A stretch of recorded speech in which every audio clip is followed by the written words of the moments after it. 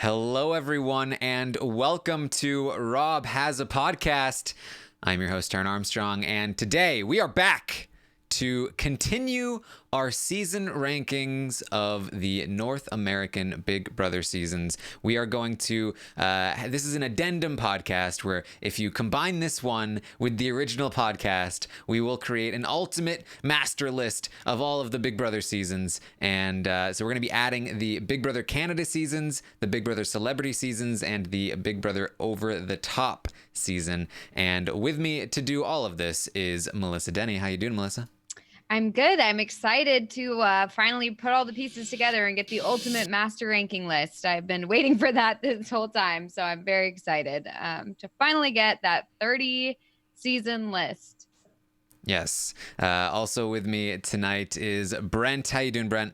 I'm doing great. I'm also very excited. I was annoyed because I really wanted to talk about Big Brother Canada on the last podcast because it figures prominently into the upper echelons of my rankings, including a few surprises, I think, for a few people. And we couldn't talk about that because it was like 4 hours long, which was a massive podcast, the biggest podcast I've ever done with you guys. That was a long podcast. Yes. I didn't even realize it was that long until like halfway through. And I was like, okay, well, we're getting our way through. This has been 2 hours. And then I looked and it was like, we still hadn't even gotten halfway done with the list. And I was like, oh my God, this is going to be a long one. We like our big brother. Yes.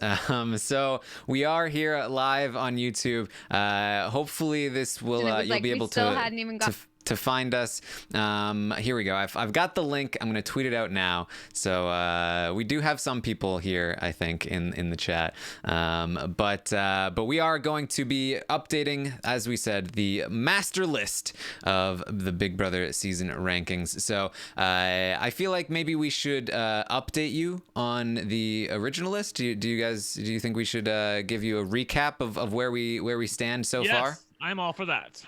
All right. Do you guys have it?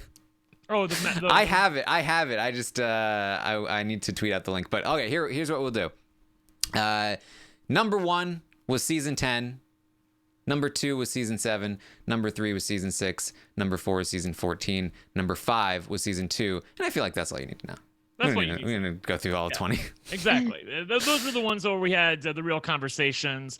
And for those of you who are counting, I think me, Taran, and the audience had season 10 as number 1. Melissa had season 7, as I remember correctly, as number 1. So it was like 1, 1, 1, 2. And then I think season 7 was like 2, 2, 2, 1. So it was very, very close. I actually would have like to see what would have happened if it would have been a tie overall. But season 10 is our number 1 season so far. Obviously, it's possible that Big Brother Canada, one of their seasons, or anything else, Celebrity Big Brother, BBOTT, could pass it. But we are going to plug them in now and see where they land, Melissa. Yes, I'm very excited to plug all these in. Some of these, I think, are going to be pretty near the top, or at least for me they are. So I'm very excited to see how they fit in. Yes. So as I said, we're going to go through the Canadian seasons, the celebrity seasons, and the one over the top season. So it's all very different products here. The celebrity seasons, there's 2 of them, and they're about 3 weeks long. They have, as the name implies, celebrities on them. It's a very different kind of show. The over the top season was a season that took place only online. Very different. Very, very different. You got to watch the competitions play out live. There were live diary room sessions, and the audience voted to evict people. That was very strange, and for the winner. And then, of course, Big Brother Canada is probably the closest analog to Big Brother proper, but it does tend to have a lot more twists. They do limit the seasons to 70 days thus far, at the very least. Maybe eventually Canada will go into 100, but hopefully not. I know, I hope not. Don't jinx it. But beyond that, it's basically the same game, just with better competitions, or at least more fun competitions, better produced competitions, you might say.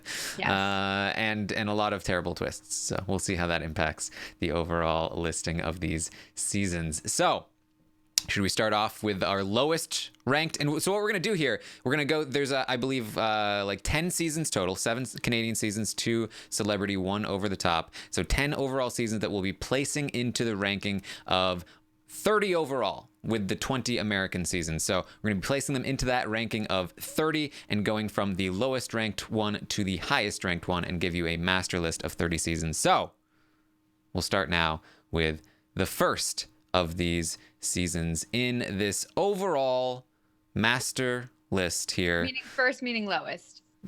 Yeah. Sorry, I'm like confusing myself. I was like, yeah, it's the lowest. Then you said first, and then I was like, wait, is it first? I don't know. Okay.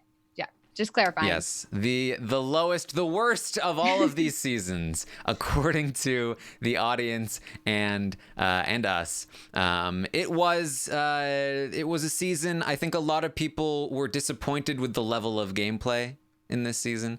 I think that it had a lot of nastiness that went on.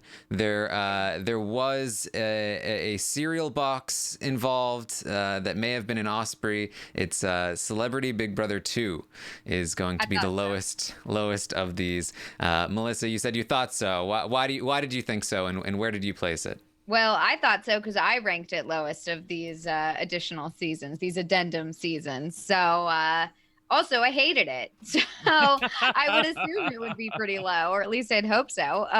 So I put it as number 27 on my 30 season list because there was so much negativity and a lot of like accusations. I mean, Lolo, I really liked her in the beginning, and then she just got really nasty. She was mean, and I just felt like there was bullying going on. But also, not just Lolo though. Like it wasn't just solely Lolo. There was like bad behavior on all sides of the house. It was just meanness.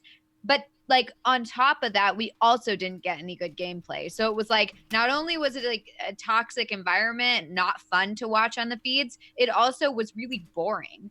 So I really didn't like it as much as I like Tamar as like a winner. And I think that that's so awesome. And I'm glad she won. I just didn't like the gameplay or anything else really about the season. It was hard to watch. And I also think following up from Celebrity Big Brother 1, which was like so great. I think the issue here is that Big Brother Celebrity 1, we had no expectations going into that. We were like, this is going to possibly suck really bad. And then it was great. So we then had really high expectations, and we go into Big Brother Celebrity 2 and it just totally tanked because our expectations were so high possibly. I don't know, but I get why it's placed down there. Brent, what were your thoughts on Celebrity Big Brother 2? Well, I wasn't as low. It's certainly toward the bottom of my rankings, but I have it number 19 out of 30. So there are some American seasons and a couple of Canadian seasons that I have ranked below it. The thing that I think really helps it, in my view, is the winner. I thought the winner was not just satisfying, but great. I love Tamar Braxton. She was giving me everything you want in a Big Brother winner, like Rachel Riley before her. It was great TV. She was trying as hard as she can. She was feisty. She was willing to keep it real with everybody. I really love that. Now, the strategy on the season, obviously we can call that into question. I think certainly Jonathan Bennett being eliminated early on really hurt the season. I think that there were some people who were trying, but you also have to look at the positives of this season. And out of all the seasons of Big Brother I can remember, it was led by women, and mostly women of color. I mean, to watch Tamar Braxton and Candy and Lolo and Natalie Eva Marie make it to what I would consider to be the end of the game, and Ricky, also a man of color, I thought it was interesting to watch. Obviously, the strategy wasn't great. I think there were some people who were trying, but also the truncated nature of the season, I don't think really lends itself to a ton of strategy. But that's where I feel about it. Overall, I did give it, for those of you who remember, I have some criteria about my rankings. And remember, these are my criteria. It's not Taran's criteria or Melissa's. It's just mine. I didn't really think it had any moments that we remember in the strategy. It obviously doesn't get credit for, but everything else I thought was pretty much there. It certainly had the drama and the fights, even though it got nasty. The winner was satisfying, and not just satisfying, but great to me. And I thought the personalities were compelling. And I remember the season well. So 19 out of 30, sorry, for me.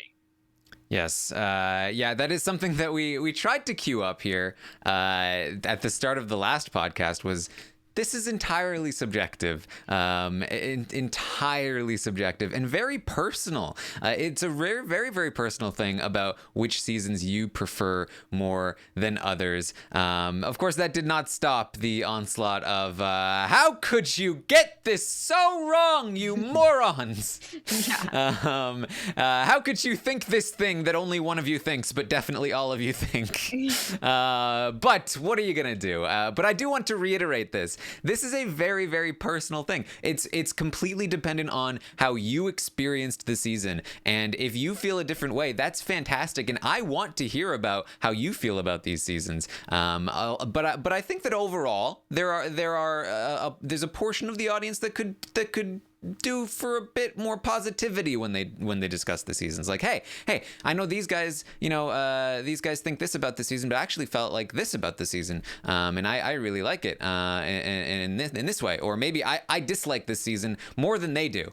Yeah. But you know what? It's fine because we're all okay with having opinions. It's totally cool. By the way, I just want to say quickly that my rankings, my overall rankings are heavily weighted by the ending of the season. So seasons that were particularly good but really fell off toward the end and have a really shitty winner aren't going to rank highly, but seasons that were meh overall but got a little bit better toward the end and have a great winner are probably going to do a little bit better in my eyes, because I really feel like it's the landing that counts in many of these seasons. That's me personally. I know Taran does think that the winner impacts his rankings somewhat. Melissa, I'm not quite sure about you if that it's a big deal for you or not, but winners are a big deal to me.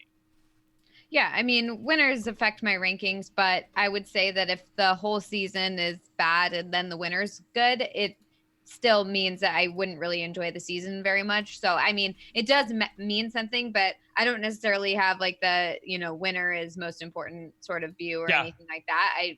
I weigh it in there, but like if I didn't have fun watching the season, it's not going to really help bring it up in the rankings. So did you rank this last overall, or did you rank it, where did you plug it into 30? No, I put it as number 27. 27. I had it ranked as 19.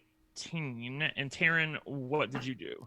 I also had it pretty low here. I had it at 28, just above season 1 and another one of these seasons that we'll be talking about. Really, it was a season for me. The gameplay was just not there. For basically the entire season, it was a series of blunders, one after another. There were a few entertaining characters. It was very fun to watch Tamar throughout the season. I obviously loved Candy. I thought that Tom kind of helped save the season in parts of the season with how terrible he was at the game, but it really wasn't enough, I feel like, and so ultimately it was like I was trying to squeeze as much juice as I could out of the season, and there were good moments, and the fact that it's down here does not necessarily mean that I disliked watching it. In fact, I would say that that really the only season I actively disliked watching was season 1, and that's why it's number 30 for me. It's just I didn't want to get through it. There's genuine positives to all of the other seasons. This season, though, Celebrity Big Brother 2, it just didn't have what I wanted it to have in terms of the strategy, and there was a ton of drama, and I know that that's exciting for some people, but it's never been my cup of tea quite so much. I do think that Tamar winning probably helped the season a lot. I personally would have preferred to see Candy take out that win, but I think Tamar was probably the next best choice in terms of the overall legacy of the season. And if it it wasn't as low with the audience as it was with myself or Melissa, and I think probably part of that is due to the Tamar win. I can tell you that with the audience, they placed Big Brother Celebrity 2 at number 26, so just above Melissa's ranking, but all down there toward the end, unfortunately, here. Where does it fit into the ultimate ranking? So in the overall list of seasons, it has placed number 27. So Melissa was spot on there. Wow. Right on the money, Melissa. I'm 27 overall. It placed above season 1, season 9, and season 19. I got correctly 27, 28, 29, and 30. Wow. Yay, you. I'm amazing. Melissa is the dictator of bad seasons. Yeah, placement. I know my bad seasons. So there you go. So let's move on to the next season on the overall list here. It's one of the Canadian seasons, I can tell you that.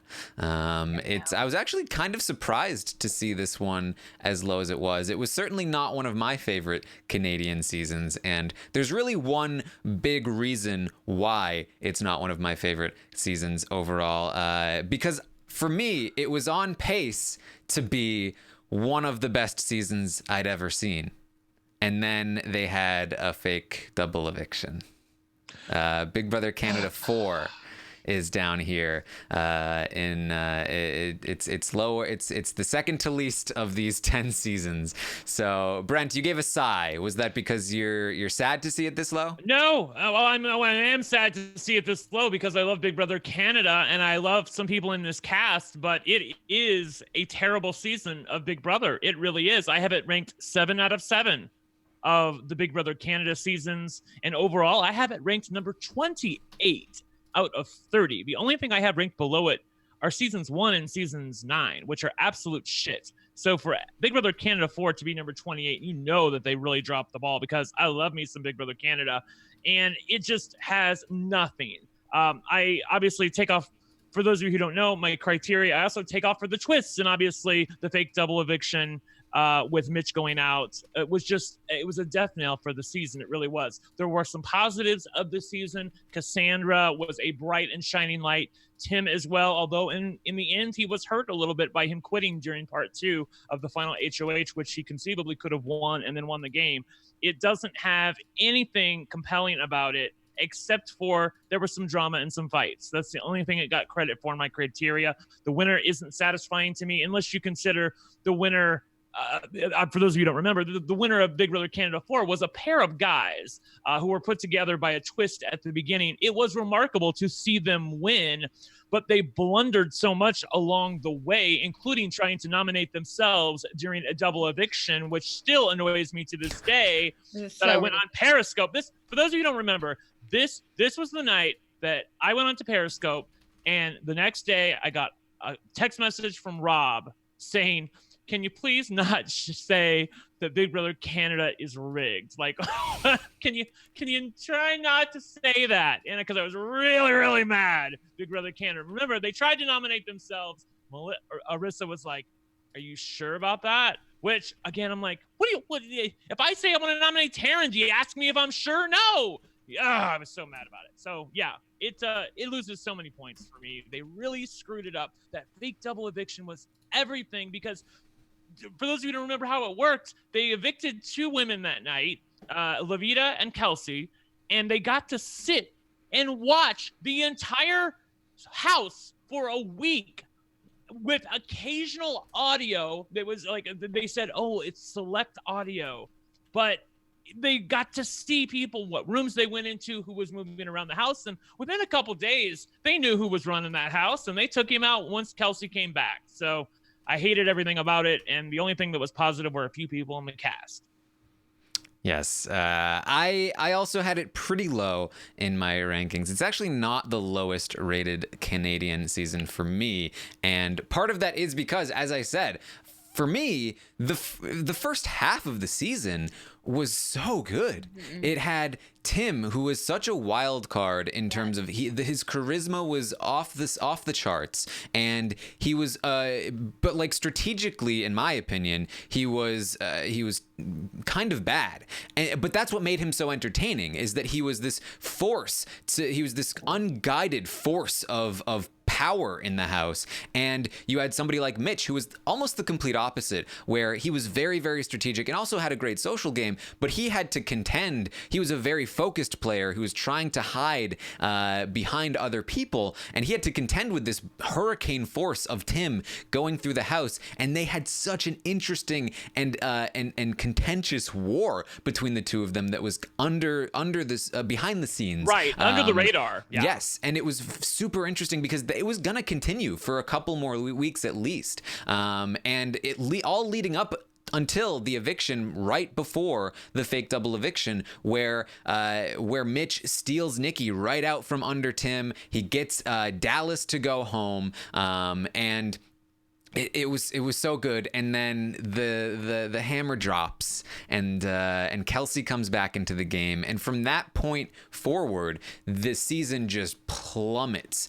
and there was no strategy left in the game. Kelsey came back, she took out Mitch, and then it was literally just basically just two sides trying to win competitions, and one side had a massive numbers advantage because Kelsey was taking out Mitch, and then they took out Raul. They ate their own numbers, but it didn't matter because Tim and Cass and Nikki couldn't win competitions to save their life, and so ultimately you see the brothers and Kelsey get to the finals because of their competition prowess, and it's probably one of, if not the worst second halves of a season, with a fantastic first half. And so it's very difficult for me to rank, but ultimately I have it here at number 23, second to last in my Canadian rankings. Melissa, how did you feel about this one?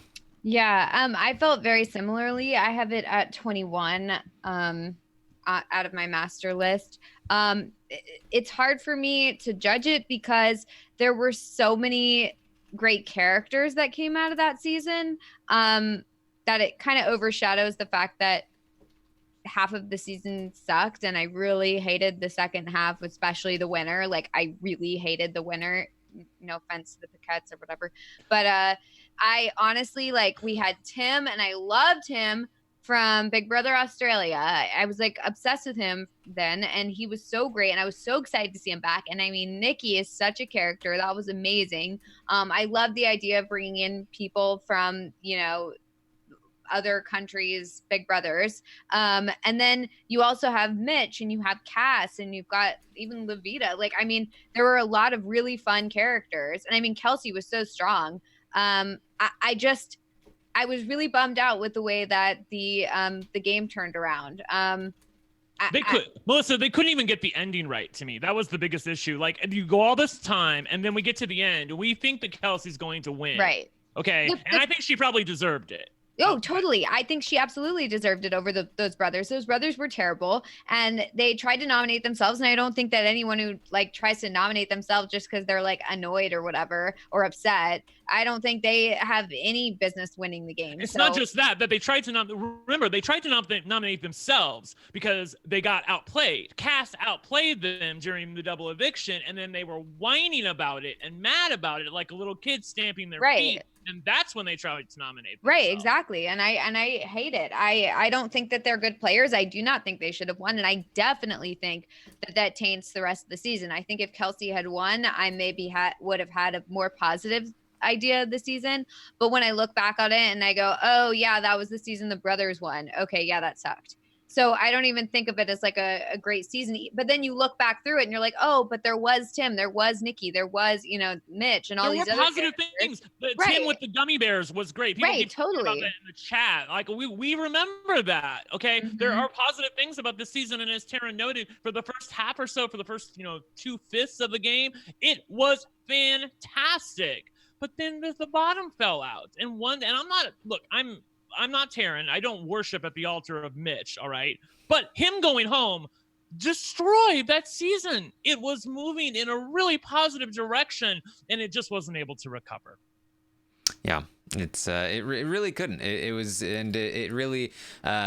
took a lot of hits here with the audience and with us. I can tell you that the audience placed Big Brother Canada 4 at number 25 overall. Also, the second to last Canadian ranked season from the audience. So overall, that is going to put Big Brother Canada 4 just above Big Brother Celebrity 2 at number 26 overall. So that is going to be above only Celebrity Big Brother 2, 19, 9, and Season 1. Really. Also, I just want to say really quickly that the Pax brothers have been great after the show. This isn't, I'm not like coming for anybody personally. I'm just talking about on the show. They are wonderful guys, as Kent points out in the chat. At least they were eye candy. They were eye candy. Phil and Nick were both really fun to watch in that respect. And they were hilariously bad at the game, but it even got to a point where even the hilarity of it couldn't keep my attention much. So that's why I look at it so low. Yes. There you go.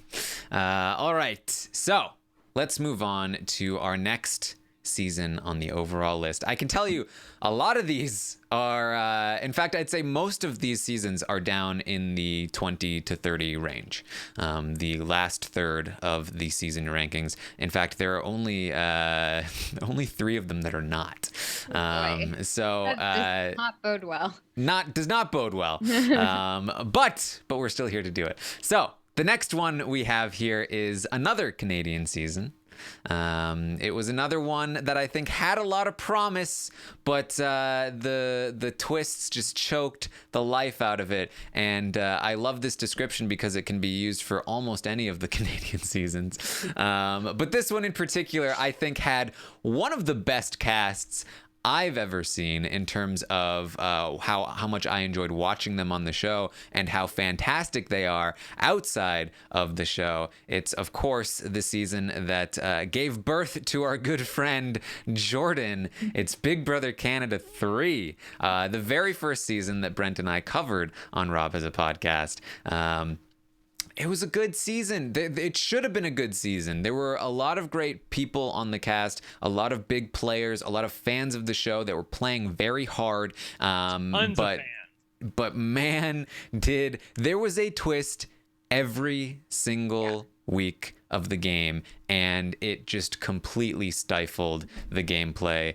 We still had some great moments, including the Jordan blindside, anything Godfrey did, awaken the sleeping giant. He was fantastic, and that moment is probably one of the best moments of Big Brother Canada, period. But unfortunately, just not enough to elevate the season as a whole, I think, because even that moment was significantly aided by a twist. Cindy coming back in, having a vote, and having information. Really, all of those things combined to signal Jordan's downfall. So it was pretty low on my list. I had it last of the Canadian seasons, just below the Canadian season 4. I had it at number 24 overall. The Big Brother Canada 4 was at 23. Melissa, you said the same? You had it 24 overall? Yes. I had it at 24 overall as well, and it is my lowest ranked Big Brother Canada season. Same reasons Taran said. I mean, the cast was great. The beginning of the season was great, but the twists just really killed it for me and made me kind of lose interest. I mean, if you can't have any gameplay because you're just thinking, okay, what's the next twist? What's going to change everything? Like, if everything's going to change the next day and another twist is coming, it's hard to actually play, and it's hard to enjoy it if you know that anytime people are actually going to play, it's just going to go up in smoke and it doesn't matter. So that was pretty, disappointing for me. And it made me kind of lose interest, if I'm being honest, in the season. It sucks because there were so many great cast members. I mean, I feel like I'm going to keep saying that about Big Brother Canada because they always have such a fun, great cast. And there's a lot of people who love the game and are excited to play. And then it just kind of sometimes falls by the wayside because of these twists. And that's how I felt about this season. So, yeah. Before I give my rankings, I'm curious. So you both had it ranked number 24. And where did the audience rank Big Brother Canada 3, Taran? The audience placed Big Brother Canada 3 at number 24. Wow. Are you serious? Wow. Okay, that's pretty wild. That's pretty wild. I did not rank it number 24. Way to ruin it, Brent. Yeah, you really ruined it. I did ruin it. Here's the thing. I have it ranked number 10 overall out of 30. What? On my list of criteria that I have here, it scored across the board in terms of everything that I'm looking for in a Big Brother candidate season. Big Brother overall, I mean, it has, oh my God, moments out the wazoo. I mean, the Jordan eviction, which was not aided by a twist, unless you count Cindy coming back and being a vote. I know, but I'm it's like 100% because of the twist. The actual mechanism of it, yes. was fantastic to watch. They were nominated. Jordan throws the veto on purpose, stays on the block on purpose. Actually, I think he thought Zach was going to pull him off, but in the end, he stays on the block. And they get the votes to evict him. And we loved Jordan, but I was very happy to see him go home that night because I was so in love with Godfrey. It has a immensely satisfying winner in Sarah. You can talk about the twists, and I will get to them. But I think Sarah tried her best with the strategy that she had in front of her. She was amazing to watch. I rooted for her. I lived with her. I died with her. There were so many members of this cast that I personally was invested in. And it literally got a perfect score for me. 5.5 points. It got a point in every category, and it has a great winner in my eyes. The drama and the fight between Sarah and Bruno after he used the veto to save Zach is something that I still remember. And I did give it credit for strategy because I feel like the people in the house were trying in spite of the twist. But that's how you know they screwed up, because it gets a perfect score for me. In fact, the only other season that gets a perfect score for me with all 5 criteria and being a great winner is Big Brother season 10. But then you have to look at the twist, and I gave it not 1, not 2, but -3 points for the bullshit twist that the producers tried to input into the game. Obviously, it had an effect on the winner. Sarah would not have won without the help of the twists that were there. But I do feel like the awesomeness of the winner, the cast as a whole, the compelling personalities and fights help it in spite of itself in my eyes. And that's why I ranked it number 10 out of 30 overall. And I actually have it ranked as the 3rd best season of Big Brother Canada ever. There you go. Yeah, I mean, I want it to be that high because you're right. Like, that moment was so good with Jordan, and the triple eviction, for all of its faults, was also pretty exciting. You had Sarah inadvertently voting out her only ally in the house other than Brittany, when she could have kept her. Obviously, Willow being the person that was evicted there. You had Bruno making the bold move to save his enemy, Zach. Never saw it coming. Never saw that coming. I remember, because I was not spoiled at the time, Taran, when he did that, and he was still huffing and puffing because they literally gave him no time whatsoever. They had just completed this amazing veto competition. Bruno wins it. He's got sweat pouring off of him. They make them walk back in there. Remember, this is a taped show. I don't know why they can't take a freaking break at this point, or just some downtime, but they literally make him decide right then. He doesn't even have a chance to talk with Zach. He makes the freaking amazing, bold move to save Zach after Brittany nominated him. And Bruno was friends with Brittany at the time. It was amazing that he did that, but he was like, if Zach goes, I'm probably not far behind, so I really need to keep him in the house. I love that play from him, even though I hated it at the time. But goddamn, this twist really screwed up this season. Yeah, I mean, you had just in terms of the amount of players that were screwed by this twist. Let's not forget Neha, who went out because it was an instant eviction. Kevin won the HOH, had to immediately put up 2 people who could not compete for veto. He put up Neha, who then immediately went to work on Kevin and flipped him. So he was not going to put up Neha, but it was too late. He could not change his decision, and Neha went home. That was the first lost opportunity in the season, because she was definitely going to be a force to be reckoned with on the season. You then have the loss of Jordan because of what happened with Sydney coming back in. You then have Bruno, of course, who was screwed by a twist. You can definitely say that Willow was in part screwed by the triple eviction. Now Kevin likely would have gone home if this was a double eviction instead, regardless of whether it was a triple or a double. But still, you can say he went out on that twist at the very least. There are so many people that were screwed by these twists. For people who don't remember, at least during the coup d'etat twist in Big Brother season 11, they said, well, you were overthrown as HOH. Even when Matt used the diamond veto, I think when an overthrown HOH happens, they let that person who had their nominations voided compete in the next HOH competition. Big Brother Canada did not do that. So Ashley is HOH. She nominates Brittany. In the end, it's Brittany and Godfrey for nominations. One of them is going home. I think at the time, Brittany was going to go home.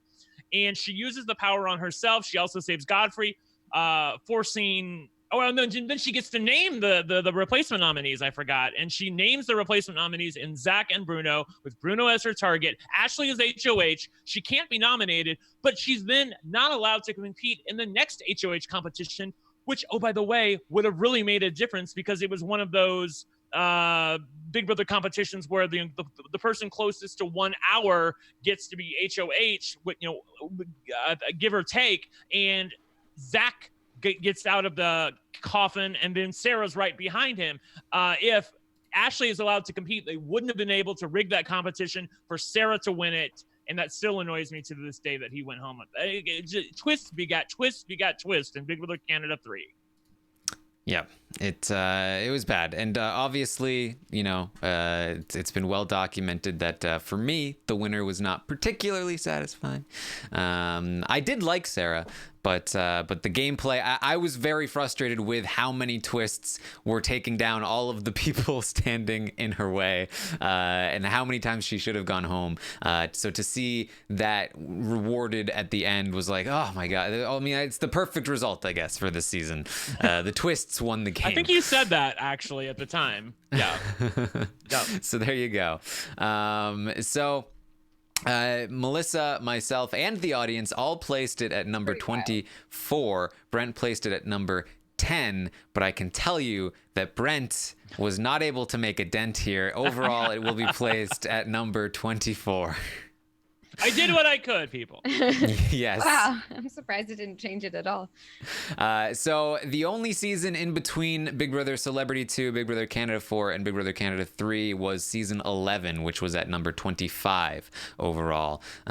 So still pretty low in the overall rankings of these seasons, and it was the, of course, second to lowest ranked Big Brother Canada season. So let's move on to our next lowest season. This was an interesting season. Very unique in its concept. Of course, you have to immediately sort of understand that I'm talking about Big Brother Over the Top, completely online, as I mentioned. You had the feeds on nearly 24/7, and you got to watch the competitions play out live. They had live diary room sessions. There were, we got to watch them walk into the house one by one and introduce themselves and develop the relationships that we did. All of that stuff is fantastic, and I love it, and I wish it would come back. I do think that the audience, kind of like a child that's given too much freedom, proved to the producers that we're not allowed to have those things, because seeing as much as we did only made the audience more angry with production about rigged and this is you should have called this, and this person's cheating, and so that did not end particularly well. And then, of course, the main part of why I think it's so low was the audience voting and the involvement that the audience had in the season, that the audience was controlling who got evicted. So an HOH would win head of household. They would nominate 2 people for eviction. There was a veto competition, but there was often some kind of twist during the week that would potentially change the nominations. And then the audience would vote between the 2 people sitting in the nomination chairs for which one of them would go home. And what we saw on the season was that the house split into 2, and so did the audience. And this became a war that was very nasty, not only in the house, but outside of the house. And so I know that for me, I had a not so great time covering the season because people were very upset with everything. There were 2 sides of the house, as I mentioned. It was wow, I can't remember either of the names right now. Ball Smashers. Yeah, the Ball Smashers And the Late Night Jamboree. Yeah. And the Ball Smashers people were like, hey, you're such a Late Night Jamboree advocates. You know, why don't you say more of the truth, which is the Ball Smashers are the best. And then you had the Late Night Jamboree people being like, oh my God, you're such a Ball Smashers stan. Why are you being like this? There were accusations thrown back and forth to both camps. It was very, very ugly in the fan base, and I still have flashbacks to this season to this day. So for me, this was the number 29 on my overall list, just above season 1, which I felt was very bad. I didn't enjoy watching it. I enjoyed watching Big Brother Over the Top to an extent, but covering it and being a part of the campaigning and all of that stuff was a nightmare. And then all of that for a game that wasn't really much of a game. And that was, if it was just the audience reaction, just, the chaos back and forth, then it would still be, I think, a lot higher than this. But also, it wasn't a game. They weren't actually in control of their own fate. It was mostly left up to the audience, and that was just very boring for me. I remember the fun parts, like getting to watch the competitions, the live diary room sessions, but the in-between parts were so boring. There was nothing going on except for people just hating each other and trash talking each other. It was incredibly dull for me. So that's why it's as low as it is. Brent, what are your thoughts here on Big Brother Over the Top? I enjoy Big Brother Over the Top. I gave it a ranking of number 12 out of 30. So you can tell I disagree with you here.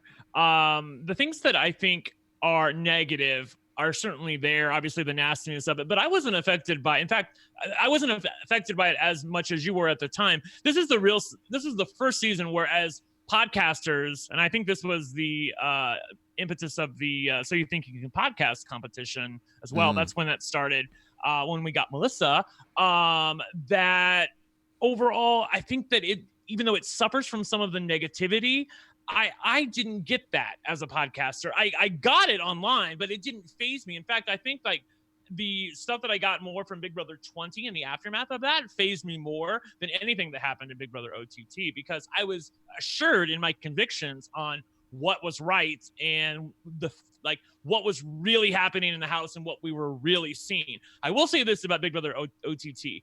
It was amazing to watch. And if they had just removed the audience nominee as a twist, I think it would have been a freaking fantastic season of Big Brother. It was amazing. You can talk about some of the twists in the game, but at least they knew about those twists ahead of time, and only one person could get a twist. So there was strategy in who you evict. And obviously the Late Night Jamboree made a mistake when they ultimately chose to evict Alex over Morgan, because they feared Alex more, but Morgan had not yet won I forget what they called it, but a prize. What was Care package. Care package, thank you, which had a big effect on the double eviction, and they knew that they had made a mistake. I give it credit for a lot of stuff. It meets all of my criteria that I like. Because of the oh my god moment where Morgan was saved, and obviously the ending point, even also the iconic moment where Neely goes home, and we were all we were in New York at the time.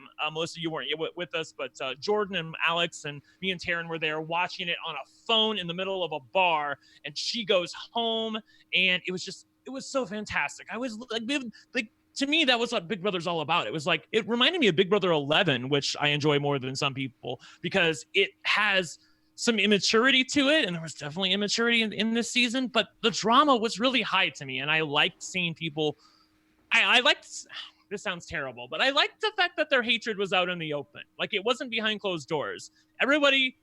People didn't like each other and they would let you know about it. And I guess I enjoyed that. So overall, I gave it a ranking of number 12, and I did give it credit for a satisfying winner as well. In fact, it had everything except strategy in my eyes. Obviously, I took off for the twist for America's nominee. Even if you just let America vote, that would have been okay. If America has a vote, fine, as long as the HOH can put up 2 people. But when you have 3 people up there and one of them is nominated by America, you know that person's going to get the votes. The House knew which way to rig it each time, and there wasn't much strategy. So that's why it suffers some in my eyes. Yes, and I do want to just a quick correction. How the game was shaped was you'd win HOH, and then America would name 1 nominee, and you would name 2 nominees. Yep. And so then America would have one vote to evict. And the reason why I remembered it as America choosing who went home is that the person that America nominated and or voted to evict went home every single week except for I think 1 week. So it didn't seem like they had a ton of power, but it was a ton of power. It's a ton of power, especially in a divided house. Yes, largely because of the way that the house was divided. Almost every single vote was a lot of the votes were actually it's like half and half. Half of them were unanimous, and then half of them were very close votes where America's vote decided it. And just the fact that one person would go up on the block in the first place was one of the main differentiators. Gosh, if America just had a vote, you wouldn't know where the vote was going. But the fact that America nominates somebody and then they get to vote on them, I wonder who. If America nominates Neely, I wonder if she's going to get an eviction vote or not. Just insanity. Mm-hmm. It completely destroys the strategy to have America nominate somebody. And then, of course, America voted for the winner. But Melissa, what are your thoughts here on Big Brother Over the Top? I rated BBOTT as number 17. This was just like a whole very mixed confluence of events that came into play because this was the year of the 2016 election. So like tensions were already high. And then, thank you. I forgot about that. Yeah. Yes. So people online are already like pissed off at each other. And then you've got the late night jamboree versus the ball smashers, and everyone in the house is mean and everyone outside the house is mean. And you also have the So You Think You Can podcast competition, which was like absolutely brutal and terrible. To the point where I was getting so much hate all the time that like, I had a Skype conversation with Jordan Parhar for like a long time, for like an hour, being like, I can't do this. I don't want to be part of the LFC. Like everyone's so mean and everyone hates me. And the whole point is I wanted to do this because, is this fun? It's supposed to be fun where we get to talk about our favorite show. And I didn't want to do this if people didn't want me to be on the LFC. Like I felt like, why should I like ruin Rob Has a Podcast for everybody by doing this? Like I love Rob Has a Podcast. I don't want to ruin it.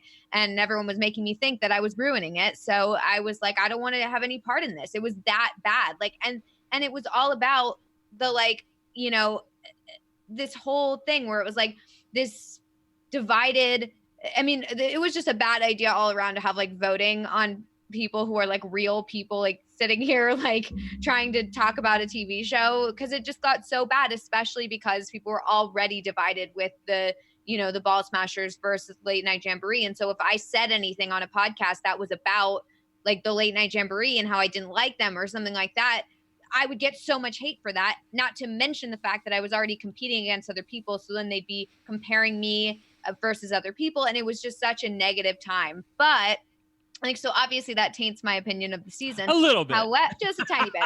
However, I loved the ball smashers. I absolutely love them. They're one of my favorite alliances. That's like one of the few times that an all-female alliance has done such a great job in a season and ultimately had a winner.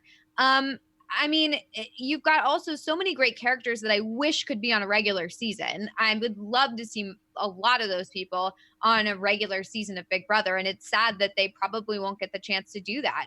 And then you've got, I mean, there are so many moments from OTT that are like iconic moments. I mean, they were the reveal of Donald Trump winning the presidency. You've got the celebratory dinner comment. You have Chrissy's injuries and her quitting the Chrissy in the rule book. And the rule book. Yeah. And you've got so many. I mean, Justin's songs, and you've got also like that moment where Morgan wins that or gets that care package from America, and her and Shelby realize what it means that they can both stay, and they cry and hug each other. And I cry every time I watch that clip. Yeah. Like I cried at the time, I rewatch it and I cry. So like, and then we have the ultimate Morgan victory, which I was so happy about. That was like, I felt like, you know, because I won So You Think You Could podcast, and Morgan wins that, and it was like, oh my God, we can do it. I don't know. I just felt I felt so happy. And so, I mean, there are some bad. That's why it's like right in smack dab in the middle of my rankings, basically, because there are so many negatives, but there are also so many positives. So, you know, I don't know. I don't even think we'll ever get another OTT season. So, you know, it's hard to rank it when you have nothing to compare it to. But, you know, I had a good time. I think overall, like it was bad Big Brother, let's be real, but it was like good bad Big Brother. Like it was like Big Brother that I felt like I shouldn't be watching, but I was still like secretly watching at home. Like I really like this season, you know, like there were things about it that I really enjoyed. Melissa, I'm so sorry to hear that, by the way, that I actually wasn't truly, I mean, I knew that look, rap has a ton of great ideas. That wasn't one of our best, but I think we didn't really know what we were getting into. It was a lot of newness at the time. I know that we wouldn't do it that same way again, but I'm so happy that we got you out of that. And I'm so happy that you've become the podcaster that you are today after such a rough start. I mean, I was able to walk into RHAP basically with a clean slate, and no one knew who I was, but people were positive to have somebody. Walking in as you did after, you know, people voting for you, people voting against you, and not being a fan must be really tough to take. God bless you for having the strength to get through that. Well, thank you. It's always a bad idea to give audiences the power. Yeah, you don't want to give the audience the power. Wait, should I be saying that? Yeah. No, but for real though, I will say though, I did a rewatch of Baby OTT. Those like weird episode recaps, which aren't really episodes, but they're like kind of episodes. I watched it with my mom recently because she hadn't seen it.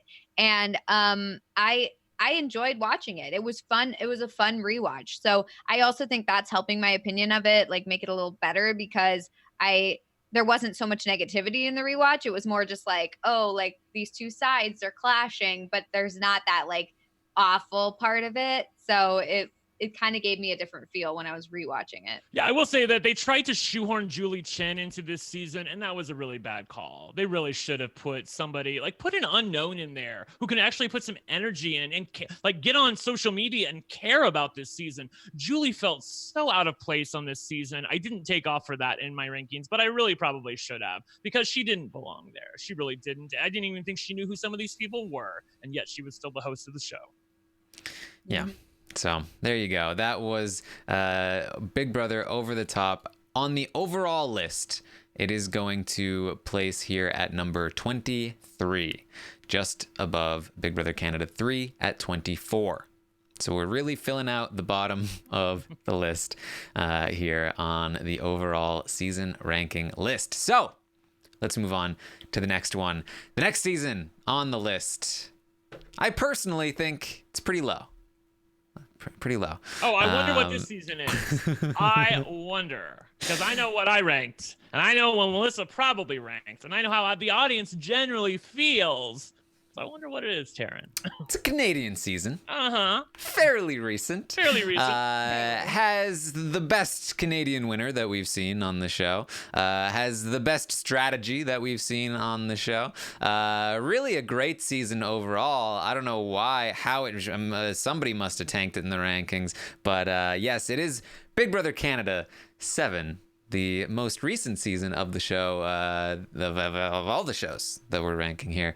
So obviously you guys know that I'm going to be a lot higher on this season, and I'm really going to make some people wince here when I talk about it. So I'm going to start us off with Melissa here. Melissa, what were your thoughts on Big Brother Canada 7? I ranked it as number 23. I I think the fact that it happened so recently is tainting the ranking just a little bit because I didn't have any fun while I was watching it. And I think that's what's affecting the ranking. Whereas like there are some other seasons where I don't really think I had a lot of fun watching it, but because they happened so long ago, I can't really be sure. And so then I look at the characters and I look at the winner or whatever, and I'm like, oh, okay, yeah, that was pretty good. And so this one, I think if I was watching this, if this was a past season and I hadn't seen it for a while, and then I just looked at like, okay, Dane won.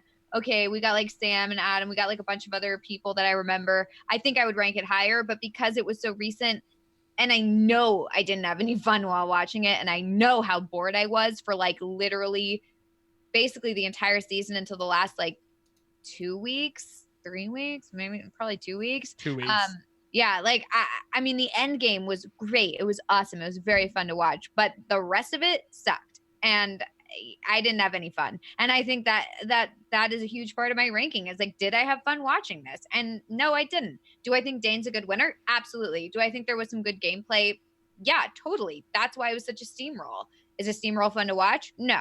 So that's why I've ranked it there. And I mean, I've said a lot about this season. So yeah. Yeah. You ranked it 23. I ranked it 22. I do not care for Big Brother Canada season 7, although I do have 2 Big Brother seasons of Canada ranked below it, so I didn't totally tank it.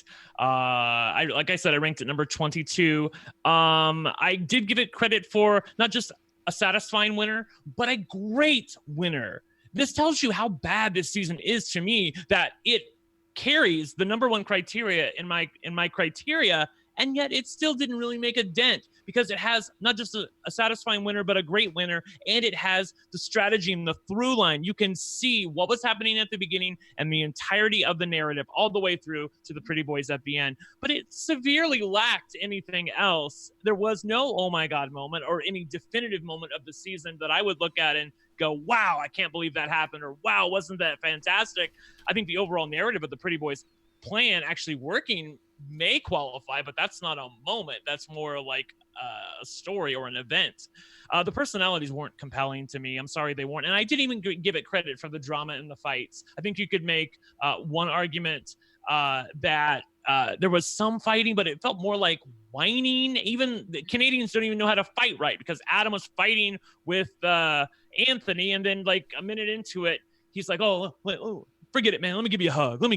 And you can argue, like, I gave it credit for the strategy. He gets credit for strategy, but he wasn't keeping it real there. And I couldn't stand this season overall. It didn't even get points taken off for a twist. There was no twist in Big Brother Canada 7 that I thought was major enough to give it a negative score. And yet it still didn't do very well. So there you go. Take it. Actually, I had it 22. Melissa had it 23. Where did the audience rank Big Brother Canada 7, Taran? The audience was the lowest on Big Brother Canada 7. They had it at number 27.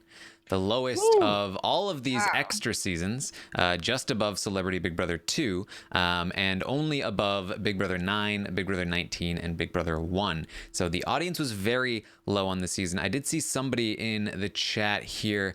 It was Ethan in the chat asks, so will people now love Big Brother Canada 7 in hindsight, like people now love Big Brother 12 when it was hated in its time? And I think that's a good point to make. I think that if we had done a season rankings podcast immediately following Big Brother 12, I think it would be significantly lower than it was in this ranking. When I can tell you that in this one, it was number 11. So we'll see if it rises over time. I personally think it will, obviously, being the highest on the season. I can tell you that I put Big Brother Canada 7 at number 12.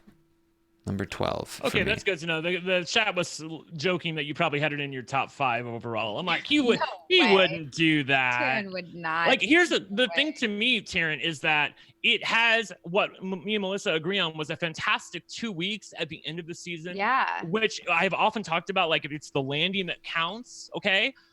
But for this particular season, that wasn't enough to save it. It just wasn't. I don't know why I personally, I think I'm with Melissa. I didn't have any fun.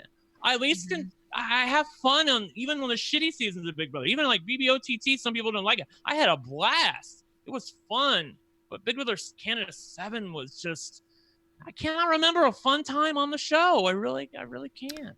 Yeah, sorry, I was looking at the wrong list, actually. I was like, wait a minute, this doesn't seem right to me. It was not number 12. It was number 8 for me. Number 8. Taran, that's top wrong. 5. That's Yes. wrong, Taran. Yeah, You said earlier rankings can't be wrong, but that's wrong. Okay. Get him, Jay. Get him.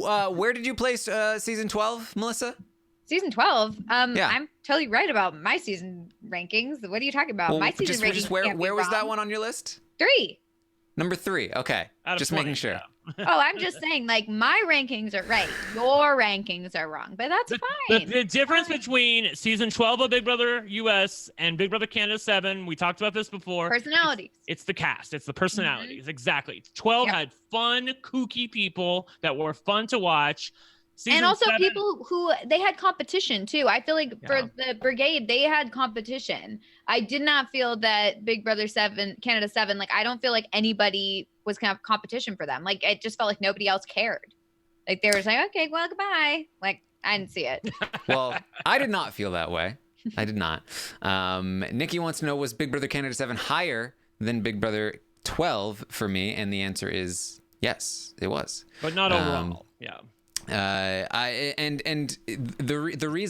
reason is that I think that there were a lot of great moments throughout the season, starting with just week 1, going back and forth between Kira and Mackie, and the tie vote with Dane breaking his word to evict Mackie. You then have the Chelsea HOH. You then have Dane taking Chelsea out immediately following that. You then have Sam as HOH with Dane and Anthony kind of vying for control. Then you have Corey as HOH evicting Sam right after in what we thought was ridiculous because she was bonding with Sam, and you had Anthony and Dane pulling off what they did. And then you had Mark's HOH, which was a roller coaster in and of itself. And then you get to the final 5, and you have the craziness of Kira winning the HOH. I mean, we've talked endlessly about how exciting that final 5 was, moving forward to the final 3, where Mark goes home. Dane saves himself with the plea, the big blow up, the pretty boys were revealed. Then Adam is evicted at 4 in what was a very emotional final 4 eviction, probably one of the most emotional evictions that I've seen on the show. It was there were a lot of great things to get from the season, and I know that people were frustrated with it throughout. But as I mentioned, I do think that over time, that people will start to appreciate the season more. And I think part of that comes from the fact that Dane was a great winner, and we had no twists to ruin the gameplay. Like I struggled trying to rank this one because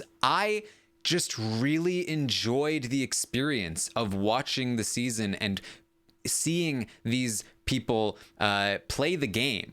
I really enjoyed it all the way through, and I know that people didn't. I know that a lot of people found it to be not super exciting, and I wanted to let that impact me. I wanted to be like, okay, well, if so many other people don't like it, then I must be wrong. I'll just put it lower on my. That's why I said number 12, because that was my an earlier edition of my list, and I was like, no, I can't let that impact me. I have to be able to say how I felt. And when I went back and I tried to remember how I felt watching the season, not to mention the fact that, again, this is a very personal thing. I got to go to the finale. I got to see this play out in front of me. I got to meet these people. I got to hang out with Arissa and Aika and interview them. And it was such a great experience. This was a really, really fun season overall for me. It was one of my favorite seasons to cover. I really enjoyed the stock watch doing it. There's just a lot to like for me. And what can you say?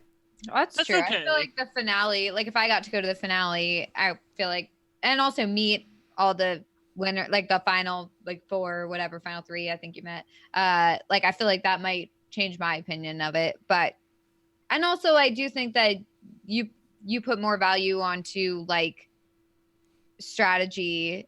I mean, I put a lot of value on strategy as well. We do too, but it has to be compelling. Right. Like my version of strategy is like, I want to see like a dance funeral type thing. Like I want to see like you're backed into a corner and you have to find your way out. Like that's what I like to see. And I felt like I was waiting for that moment, same as I was waiting for that moment with Tyler and Big Brother 20. And I just didn't see it. And that was what was kind of like what I was missing, is that I want to see that. And everyone goes like, Melissa, you don't need to have adversity. I've seen that comment so many times, but that's what I like to see. That's what's fun for me, is to see somebody backed into a corner and be able to just like crawl their way out of it. I mean, we saw that with Dan. We've seen it with Will. We've seen it with the greats. And that's what I like to see. So yeah, Nikki brings up in the chat that Dane did what you asked. He was backed into a corner and he got out. But honey, Nikki, that was at the very end. Like the season like put me to sleep by then. And yes, that was amazing to watch. I talked about it on this podcast, and frankly, I feel like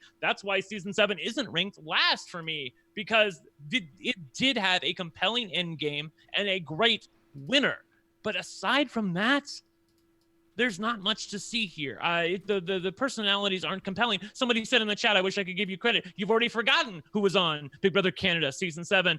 I couldn't even remember Kira's name. That's why I didn't say it when I was talking about the whining a few minutes ago. I didn't say their name because I couldn't remember it. Oh my God.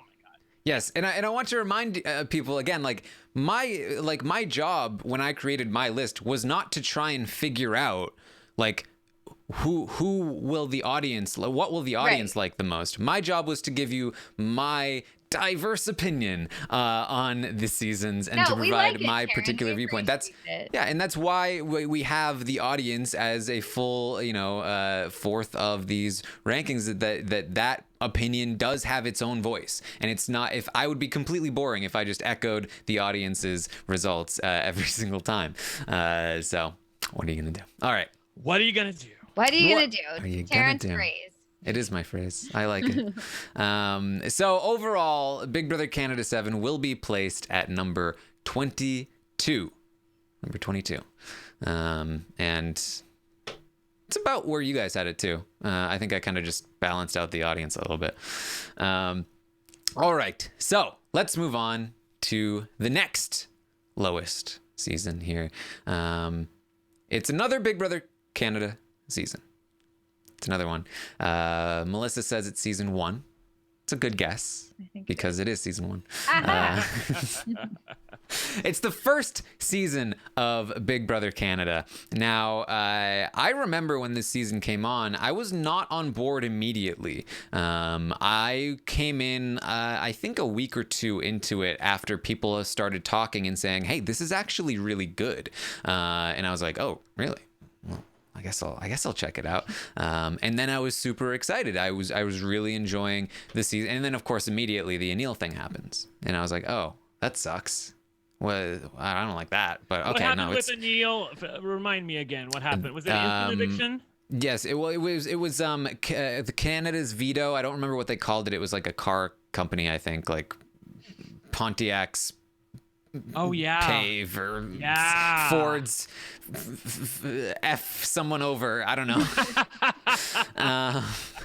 But they were able to veto. I think it was the Volkswagen veto. No, maybe. Just kidding. I don't know what it was. But that was good. They got to veto. I think it was. I'm sorry, I didn't mean to ask you. I'll look it up.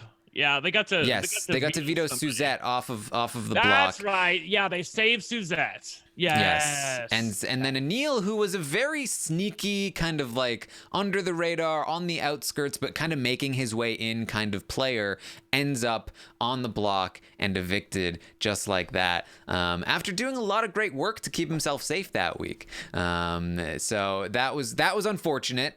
But we trudged on. We kept going. You know, okay, things are picking up again. This is exciting. Gary is a very entertaining player. We're seeing him do some stuff. He's making a bond with this Emmett guy. We saw, Peter and Alec completely implode over the course of the season. And then you get to the end, and things are looking great. And then Gary comes back. And that was for me when I was like, oh my God. And then Gary makes it to the final two. And I was like, oh my God, this guy's going to win. He's going to win. This is a dumb show. I'm not going to watch it. I can't believe a guy that comes in at the final four is going to win this game. Is this what this show is? Is this what it's going to be? Because if it is, I'm not even going to watch it. But then Big Brother Gods interfered. They said, no, we are not Survivor. We are Big Brother. Ooh. We do not do these things. Shade. I like it. And so Jillian ends up winning anyway.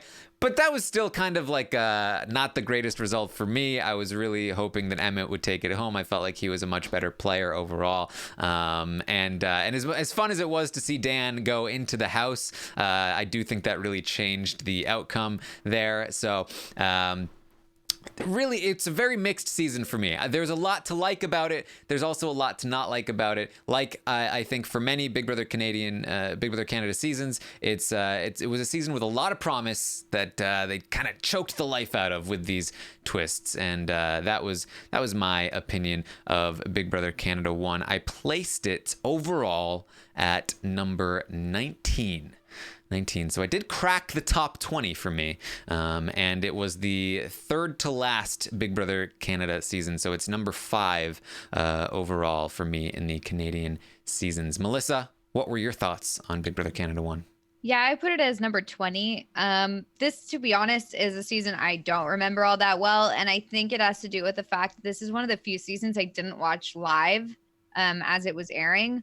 I hadn't really looked into Big Brother Canada, and then I heard so many positive things about it that I went back and rewatched. But because of that, it wasn't like a week to week sort of thing. It was like a quick binge, and it didn't really like stick in my mind. So I watched it. I don't quite remember it. I do like some of the characters that we got from it. I mean, of course, Gary, he's Gary. He's iconic. So I'm a huge Gary fan. So that was really big. I didn't quite like that he came in so late. And also the fact that the winner was a mistake. I feel like that taints the whole thing. I mean, with Tala's like wrong vote, or not Tala, sorry. Topaz's wrong vote. Like that. I mean, yes, sure, it's an iconic moment. She goes, wait, that whole thing. But it taints the end result because the person who was supposed to win didn't win. And now we have this winner that really didn't win. Like, I don't know. It just kind of taints the whole thing for me. But it started the whole Big Brother Canada thing. And that has become one of the best shows to watch. And it's been such a fun show to cover. So I do have mixed feelings on this season as well. And that's why it didn't crack the top 20 for me. But it's still up there. It's not my lowest ranked Big Brother Canada season by any means. So yeah, it really was like, I think a case where at the end, like no matter which way it happened, no matter which result it was going to be, whether it was going to be Gary winning or Topaz winning or Jillian winning because of Topaz's vote, either way, it was a joke. It was it made the whole thing just look like a sham, in my opinion. And it honestly would be a much higher season for me, if not for those twists in that ending. But Brent, what are your thoughts? Well, I share your opinion. Big Brother Canada 1 is a mixed bag for me. In fact, it gets credit for 3 of my things that I look for. It has obviously the oh my God moment, iconic with Topaz voting the wrong way, obviously happening at the end. It does have personalities that I felt like were compelling. Emmett, Gary, even people who were minor like Suzette, Peter Brown. These people were people that I felt like I related to or rooted for. And I could see a strategy through line with Emmett and Jillian until they brought someone back in at the final 4, which sort of screwed everything up. So that's not great when they did that. It really hurt because the other thing too that people forget is like Gary was dumb enough to take Emmett to the end until Dan came in. Gary was going to take Emmett to the end. He was going to take the milkman to the end and lose to him. He was going to take him until Dan Giesling himself came in, and you could see Gary change at the time, and all of a sudden he started rethinking things, and we'll never know if he would have thought of this on his own. I don't think he would have, but it really hurts it in my eyes. Obviously, we always look for people who were making correct moves, and Melissa, this is the season where Peter wins the veto, has a chance to save what is arguably his only ally in the game at that point in Topaz. He refuses to use the veto because he's snowed by Emmett and Jillian and their lies, and he's quickly evicted the next week and still somehow defends it to this day. Yeah, I didn't care for Big Brother Canada 1, and it is ranked almost lowest of my Big Brother Canada lists. I actually have season 7 ranked above it. So I ranked Big Brother Canada season 1 as my number 24 season out of 30 seasons of North American Big Brother. And among Canadian seasons, I have it ranked next to last. All right. Well, the audience is actually higher on this season than any of us. The audience placed the first season of Big Brother Canada at number 16 overall. So just smack dab in the middle. It is the third highest Canadian ranked season, which does not say the best about the Canadian seasons in terms of how the audience views them. The third best one is placed at number 16, but it is the way that it is here.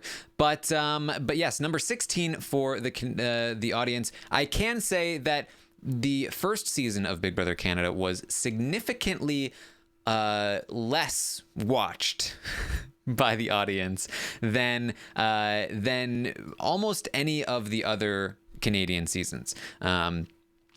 I think there's like almost a 15 to 20% decrease in viewership for the first season from season 1 to season 2. And I think that that's because a lot of people missed it on their first go around. And then, if people are thinking about going back and watching older seasons of Big Brother Canada, it's like, oh, season 2. You should watch season 2. And also they probably heard about what happened at the end of season 1, which makes it seem like a bit of a joke, like none of it mattered. And I think that also probably discourages people from going back and actually watching the whole thing when they know what happens at the end. So it was a curious statistic to see there.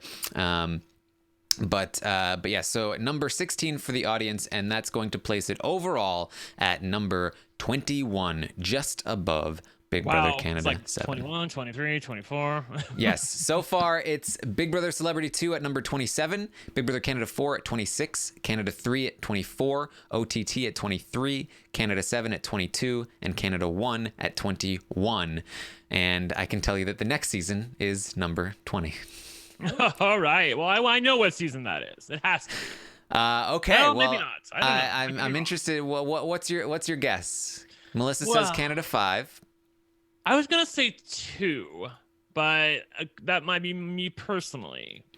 Okay, well, I can say that in this season, the people thought that the wrong person won. They felt like somebody else should have won this season. There was a better player. It was an interesting season to watch all the way through. Is it celeb? You guys, there we go. It was not a Canadian season. It was, in fact, Big Brother Celebrity. Okay. The first Big But Brother that Celebrity. sounds like Thought it you're was a saying Canadian Canada too. I know. I was trying to mislead you. Yeah, that was misleading. Good work, Darren. Oh, you got me. I was literally like 5, 2, 1. It's like Big Brother Celebrity. Yes. So yes, Big Brother Celebrity 1. It was an interesting experiment, I think. You obviously had, celebrities coming into this cast. You had 3 weeks of gameplay. And it was a fun season to watch. I think I was actually higher on it immediately following the season than I am now. Looking back at it, it didn't really stick in my memory. It was kind of like nice, fun junk food to like pop in my mouth for a couple of weeks in the winter. But looking back, I remember the quits, and I remember the fact that Marissa, for as maybe people like her, she wasn't a great player. Terrible. Yeah. She's not the best winner, and there were just there's just not enough things that I remember about it. I mean, I remember a lot about it because it was playing on the feeds in Big Brother 20 all the time. But beyond that, I was like reminded about things, even though it was only a few months. It took place a few months before Big Brother 20. I was like, oh, I forgot about that, and it was just, I don't know. I liked Ariadna, but in some ways, maybe that's a detriment to the season. That Ariadna, who maybe was not the most exciting player in the world, was my favorite. Because she was probably, I don't know, one of the better players on the season. I don't know. I feel like I don't even know what to say about the season, Melissa. I don't even know how to talk about it because it's gone away from my memory. I loved this season. I loved it so much. I think, as I said earlier, I think it also was helped by the fact that I had very, very low expectations and was literally expecting nothing. And so when I got something, it was great. And not only that, I don't even think it was just something. I think it was great. I think it was an awesome season. We had great gameplay that for I would say half of these other Big Brother seasons, we didn't get that sort of gameplay. Maybe even more. I don't even know. But I put it as number 9. And we also had so many amazing characters. I mean, we had Brandy and James Maslow and Omarosa, and we had, Ariadna, we had Ross, we had Marissa, we had Shannon Elizabeth, we had so many people. We had Meta, there were just so many great people to watch. All those people, I could talk for days about how fun they were. Everything. I love, this was one of those seasons like I talked about with Big Brother 16 where I love to just watch the feeds, for the stories, to hear them talk and just having conversations was so fun. And you never know what to expect with these people. I mean, Brandy would get a little drunk and she'd, go crazy, and it was so fun. And Ross and Marissa together were hilarious.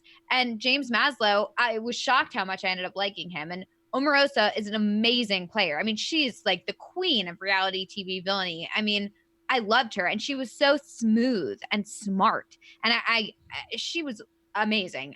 I loved all the characters. Everybody on it brought something to the table. Even what's her name, Keisha, or I think that's how you say her name, right? Yeah. She brought the milk depleting thing. I mean, we had that. Look, I didn't like the quits, I will say, but I also felt like I was never bored. I was never bored. And I feel like that's a huge thing for me because I'm bored most of the time. So I love the fact that the season went so quickly, but not only that, it wasn't just okay, yeah, we already know who the next person to leave is. Let's go. We had strong players in the house, and I'm totally upset that Ross didn't win, if I'm being honest. But I loved watching it anyway, and I had such a great time covering it. That Big Brother Celebrity 2 was a big, huge, massive disappointment for me. So that's why I have this season ranked so high. Yeah, cool. I can say that the audience had Celebrity Big Brother at number 22 overall. So Melissa, the audience was. I'm sorry, Melissa, you had it at number 8. Number overall? 9. Number 9 overall. Number 9. 9 overall. Okay. That's nearly the same gap as Big Brother Canada 7 to myself. Just saying. Just, people aren't going to be as outraged about it, but yeah, because they'll be like, "Wow, you know what? Melissa's totally right." But yeah, I mean, I don't know. There were. I agree with you that I don't recall being bored that often on season 1 of Celebrity Big Brother. But it would be kind of difficult, I think, to be bored on a 3-week season where the pace is so hectic, which is why, again, Celebrity 2 was so disappointing in a lot of ways. But I do remember being bored in a lot of those 2-hour long episodes. I remember being very disappointed in the what should have been very exciting Monday night episodes, I believe they were, where the quits happened and ruined blindsides and exciting evictions. So that wasn't great for me. Overall, for me, I had Celebrity Big Brother number 21. So fairly in line with the audience on that one. Brent, what are your thoughts on this one? Yeah, it's a season that I really had a good time watching and covering, but it did not figure prominently into my rankings. I have it ranked number 25 out of 30. I think that the quits and the end game are things that are holding it back for me. Also, the fact that it didn't have a compelling winner. It doesn't even just have, like, not for nothing, it doesn't have a great winner. It doesn't even have a satisfying winner to me. Marissa Jarrett Winokur is a lovely person, but she is not a satisfying winner of Big Brother. She would have willingly taken Ross to the end, she would have willingly taken Ross to the end and arguably should have lost to him. I think she ended up winning that Final Four HOH and took him to the end. Mm-hmm. She was totally fine losing. She was totally fine going to the end and say, well, you're going to win. And it wasn't a put on. It wasn't like she's secretly saying, well, I know I'm going to win because of a bitter jury. No, that's not how it happened. The quits obviously hurt it as well. But on the positive side, you have to talk about somebody like Omarosa, who was there to play. The people that were on this season who came to play, they came to play. And I was so thrilled. Omarosa winning HOH during the double eviction was probably the oh my God moment of the season for me. I didn't give it credit in the end because it evicted James, and that really didn't change the dynamic of the house. But I really loved watching it. It was fantastic television all around. It just the ending and the winner just hold it back with the quits. That's why I don't care for it as much. Yeah, I think if Ross had won, it really would have maintained, I think, the momentum it had following the season. Because after the season ended, people are still like, that was fun. That was really great. People had low expectations going in. I think that a couple of things hurt it. I think that the winner, and I think that the performance of the second season also, I think, has kind of dampened the excitement on the Celebrity Edition overall as well. I do think that I have heard, I don't know how confirmed it, I've heard inklings that they are planning another winter season, whether it's Celebrity or something else. OTT. I don't know. I don't think it's totally confirmed yet, but I remember reading a couple of things about people speculating based on some press releases that might be in the works. So we may see a third season of Celebrity Big Brother, or we may see something else come into play. I know a lot of people have campaigned for the idea of a 3-week all-star season, where we can maybe get some people that otherwise would not come on and play again. But, we'll see. You almost said, what are you going to do? What are you going to do? It was, we'll see was a more appropriate one in that moment. So, as I said, overall, Big Brother Celebrity 1 is going to rank here at number 20. Number 20. So, 20, 21, 22, 23, 24, 26, and 27.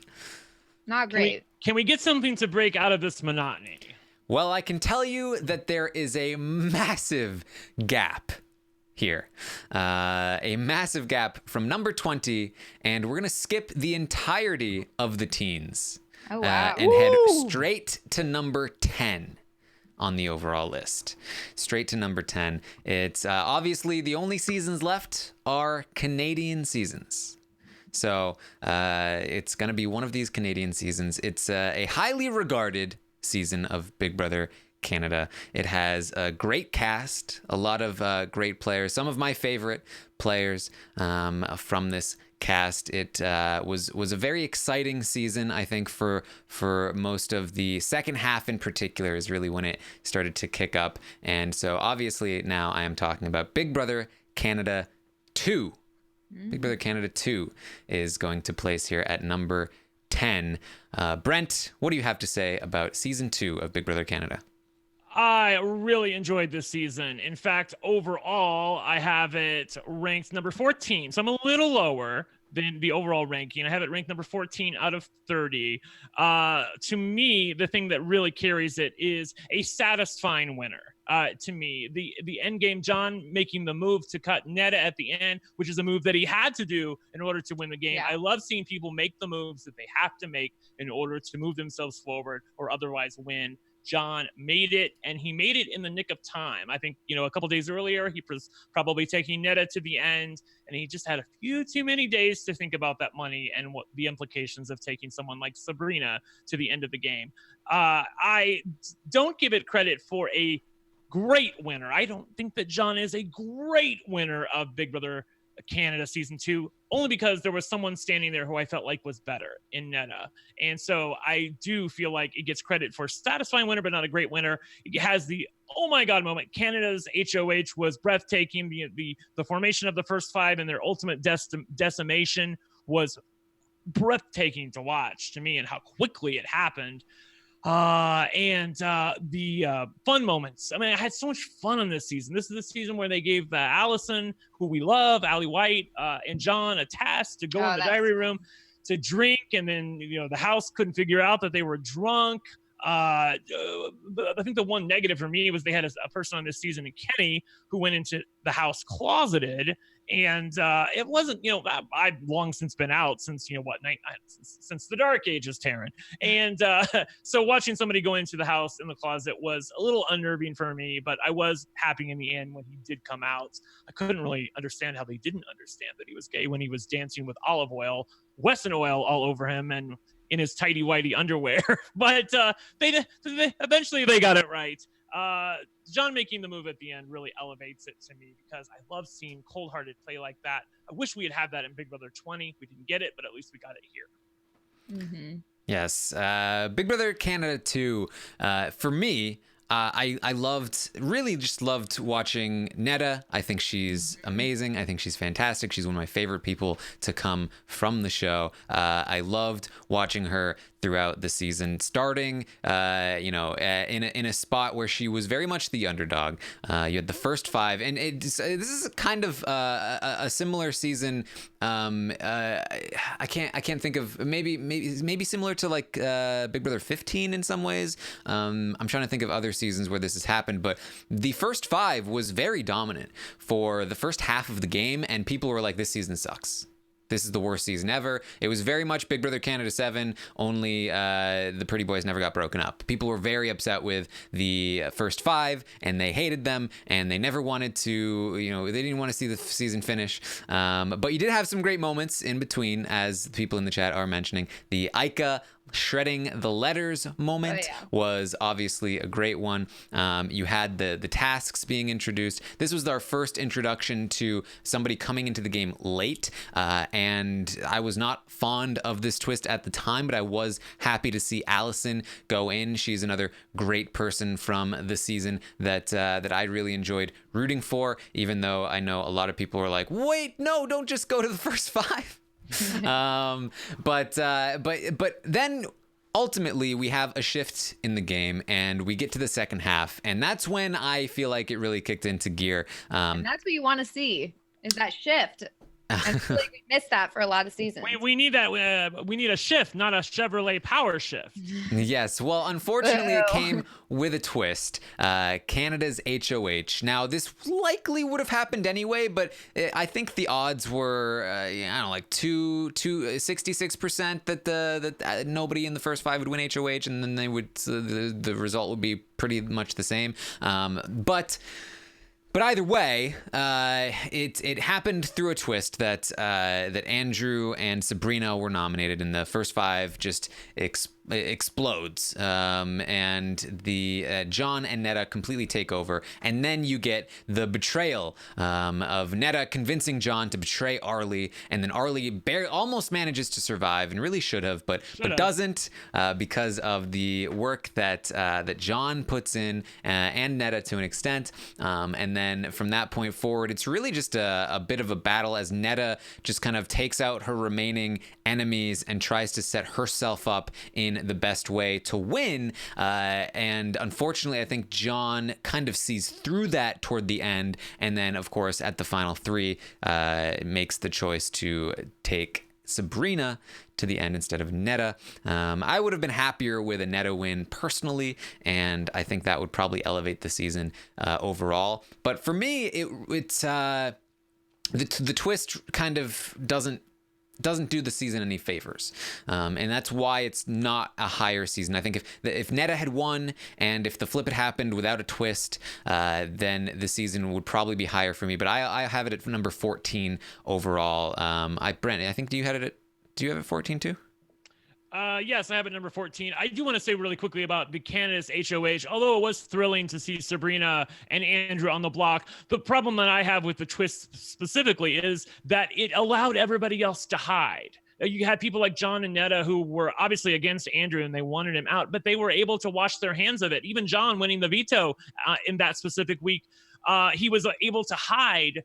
Because if you won the veto, the person who was voted in third by Canada would be, and that could have been anybody. You could have had your own ally going on the block. Netta could have went on the block if John used the veto. So obviously he was able to hide behind that. I don't like it when people don't have to get blood on their hands, when they have to own their shit. And they didn't have to own their shit the week that Andrew was evicted. Everything else that happened after that, though, was pretty fantastic. Arlie would have, who incidentally has blocked me on Twitter, so he took your advice, Taran. Good job, Arlie. I know him, right? He would have made the move to turn against the first five, but Canada obviously made it for him. In fact, Canada might have done him no favors by making that move a little bit too soon and a little bit too easy. I feel like if things hadn't shifted as drastically as they did in the House, Arlie may have been able to play the middle a little bit longer and may have been able to survive. John and Netta making that deal with Allison and the Gremlins to, vote the way they did, to vote Arlie out of the House, was genius work. We couldn't believe that they fell for it, but they did. And instantly, like within seconds, they knew it was a mistake when the next HOH was crowned, and obviously they evicted Allison soon after. In fact, that was the night that Netta won HOH and said, Allison, I'm nominating you as my target, and Sabrina, I'm nominating you as my pawn, which I loved at the time because it laid out her cards totally. Everybody knew what was happening, and she softened the blow a little bit for Sabrina by placing her on the block. Yeah.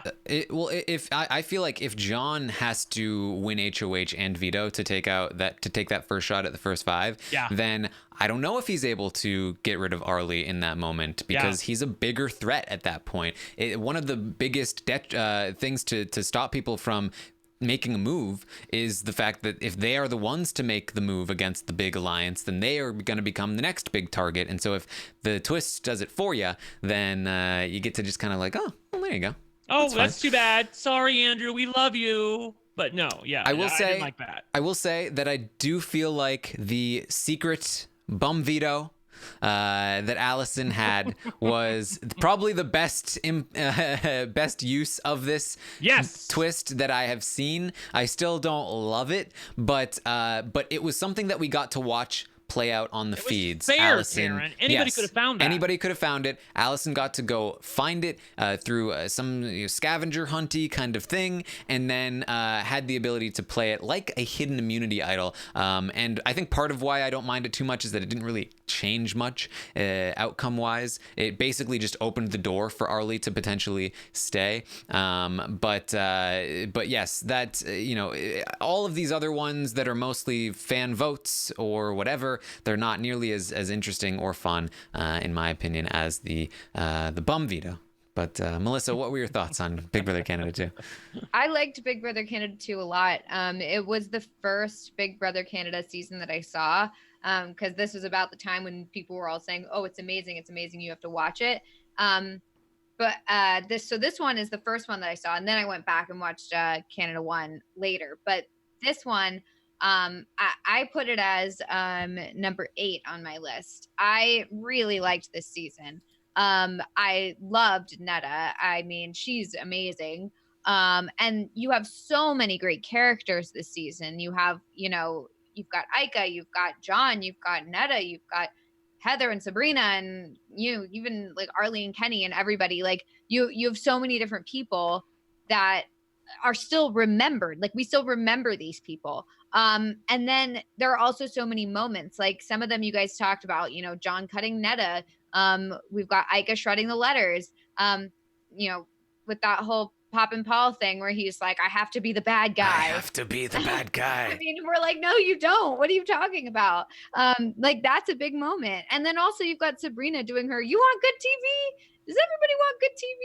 Like that is great. I mean, you've got so many memorable moments from one season, not to mention the fact that like the winner at the end, I think is a pretty satisfying winner. I think that if John didn't cut Netta and took her to the final two and then John still won, I would be a little more disappointed. But the fact that he made that big move in the end makes me think, you know what, he deserves it. So, you know, as much as I'd love to have seen Netta win, I can appreciate the John win. And so I really liked this season, and it was like my entree into the Big Brother Canada, and I really liked it. So. Yes, well, this is kind of interesting. So Brent and myself both put Big Brother Canada 2 at number 14. Melissa put it at number 8, and the audience also put it at number 8. So 2 8s and 2 14s, and overall it's going to place at number 10 on the overall list. I can tell you that it actually tied with another season, and that season was season 12 of Big Brother US. It was tied with season 2 of Big Brother Canada, but in the star ratings, Big Brother Canada 2 had an 8 overall, and Big Brother 12 had a 7.5.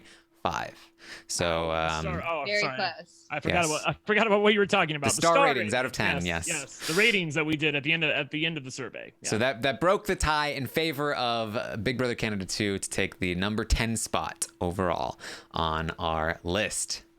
That only leaves 2 more seasons. We've got Big Brother Canada 6 and Big Brother Canada 5, the 2 back-to-back seasons, as the top 2 here, placed within the top 10 of our overall list. And Ooh. So we're going to get to our next one. It is the number 2 out of the 10 extra seasons that we're ranking here. Is it number 9 on the list? It is, in fact, number 9 on the list. Okay. Yes. So it is just above Big Brother Canada 2. It's really hard to differentiate between these two in a vague way. It was a season of fans. It was lots of fans of the show. It was a season where the episodes, I feel like, did not match the quality of the live feeds. Melissa was guessing 5. I want to point that out. I was until you said that. Yes. I thought you were trying to trick us with it's a season of fans. I'm like, okay, so you know the past players could be fans. That's the only thing that I could think of that could apply to both. Yeah. But yes, Big Brother Canada 6 is going to place number 9 overall on our list, cracking I'm the very top 10. surprised that this is the order. I would not have guessed it. Yeah, I was pretty surprised. I mean, I was pretty pleased with Big Brother Canada 6, but I wasn't sure where it was going to fall. I'll start with the audience this time. They rarely get to go first. But the audience placed Big Brother Canada 6 at number 19. So What? the It's audience the audience's fault. very low. What is wrong with you guys? On Big Brother Canada 6. I have to imagine that some of this, at the very least, comes from what I was talking about, the disparity between what we saw in the episodes and what we saw on the live feeds. I think that if you were watching this season only through the episodes, then I think that 19 is high. Because if I only saw the episodes, I'd place this season in the bottom, in the 20s, easily. Because I felt like the episodes were very bad and very boring. And maybe that's part of why I enjoyed Big Brother Canada 7 so much, is because every time Big Brother Canada comes along, I'm like, do I have to watch the episodes? Do I have to recap the Big Brother Canada episodes? They're so boring. And Big Brother Canada 6 is the epitome of that, because it completely ignored almost everything that was happening on the feeds. It completely edited things in ways that were entirely fabricated in some circumstances. So I have to imagine that that's part of it.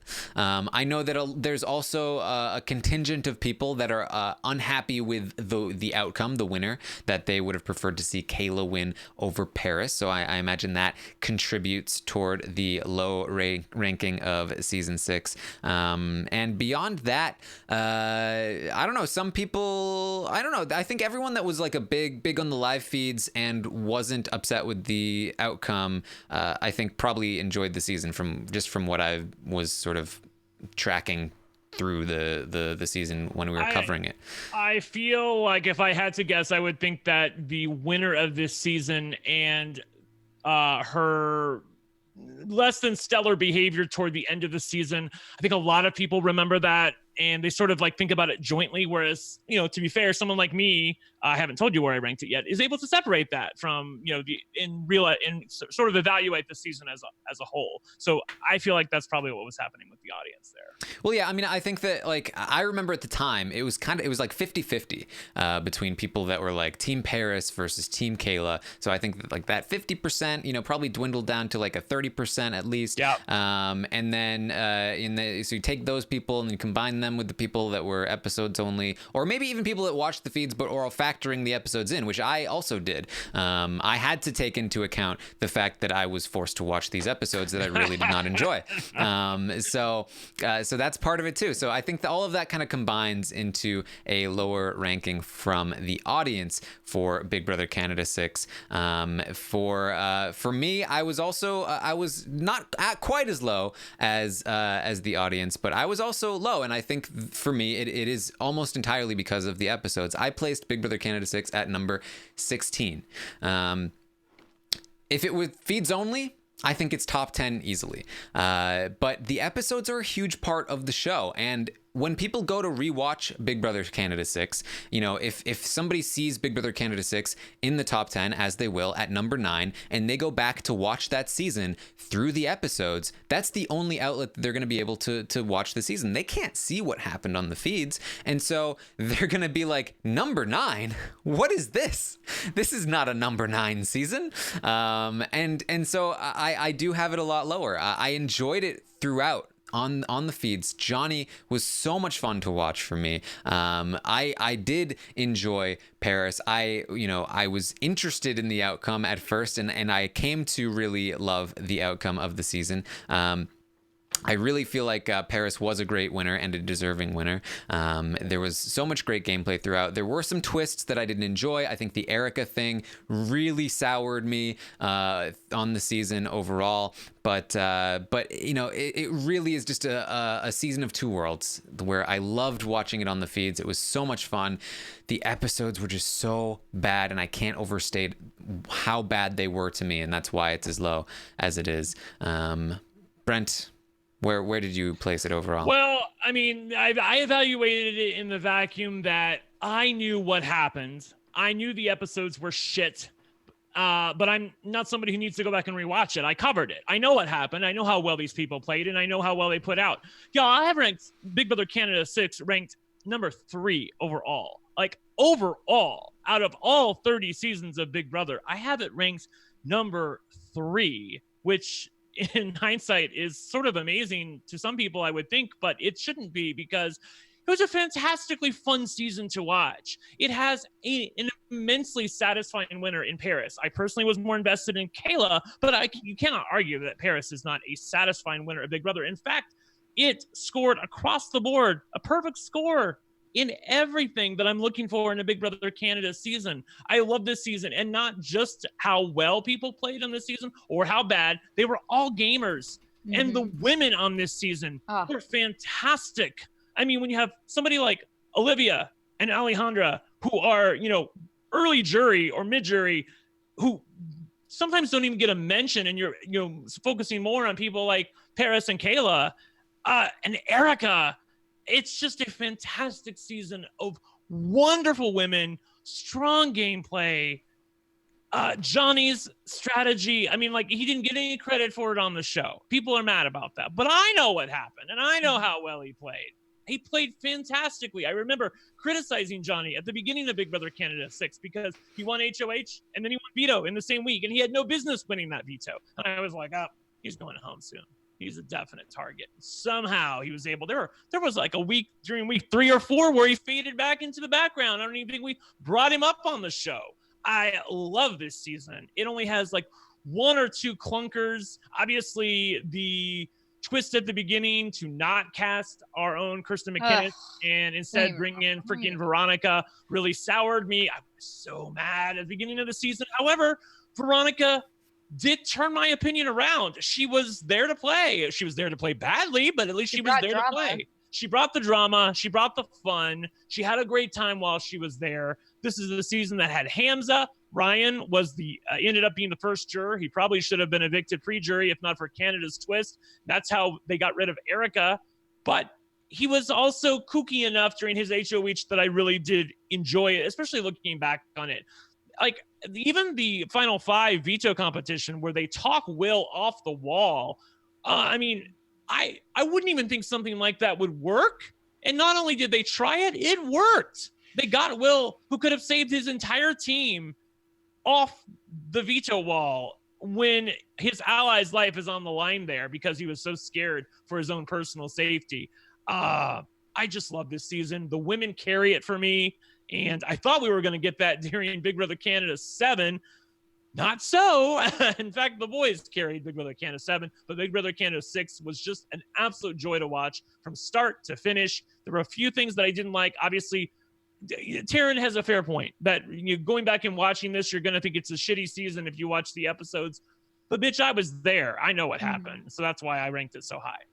Yeah, I mean, it's such a strange season. You know, the way that I watch television is that I rate every single episode that I watch, and then I rate the season, every season, and then I rate the show overall. And usually when I rate the season of a show, it's close to the average of the episodes, the episode rating. So if if the average of the episode ratings are like an 8, then it's probably like an 8 out of 10 season for me.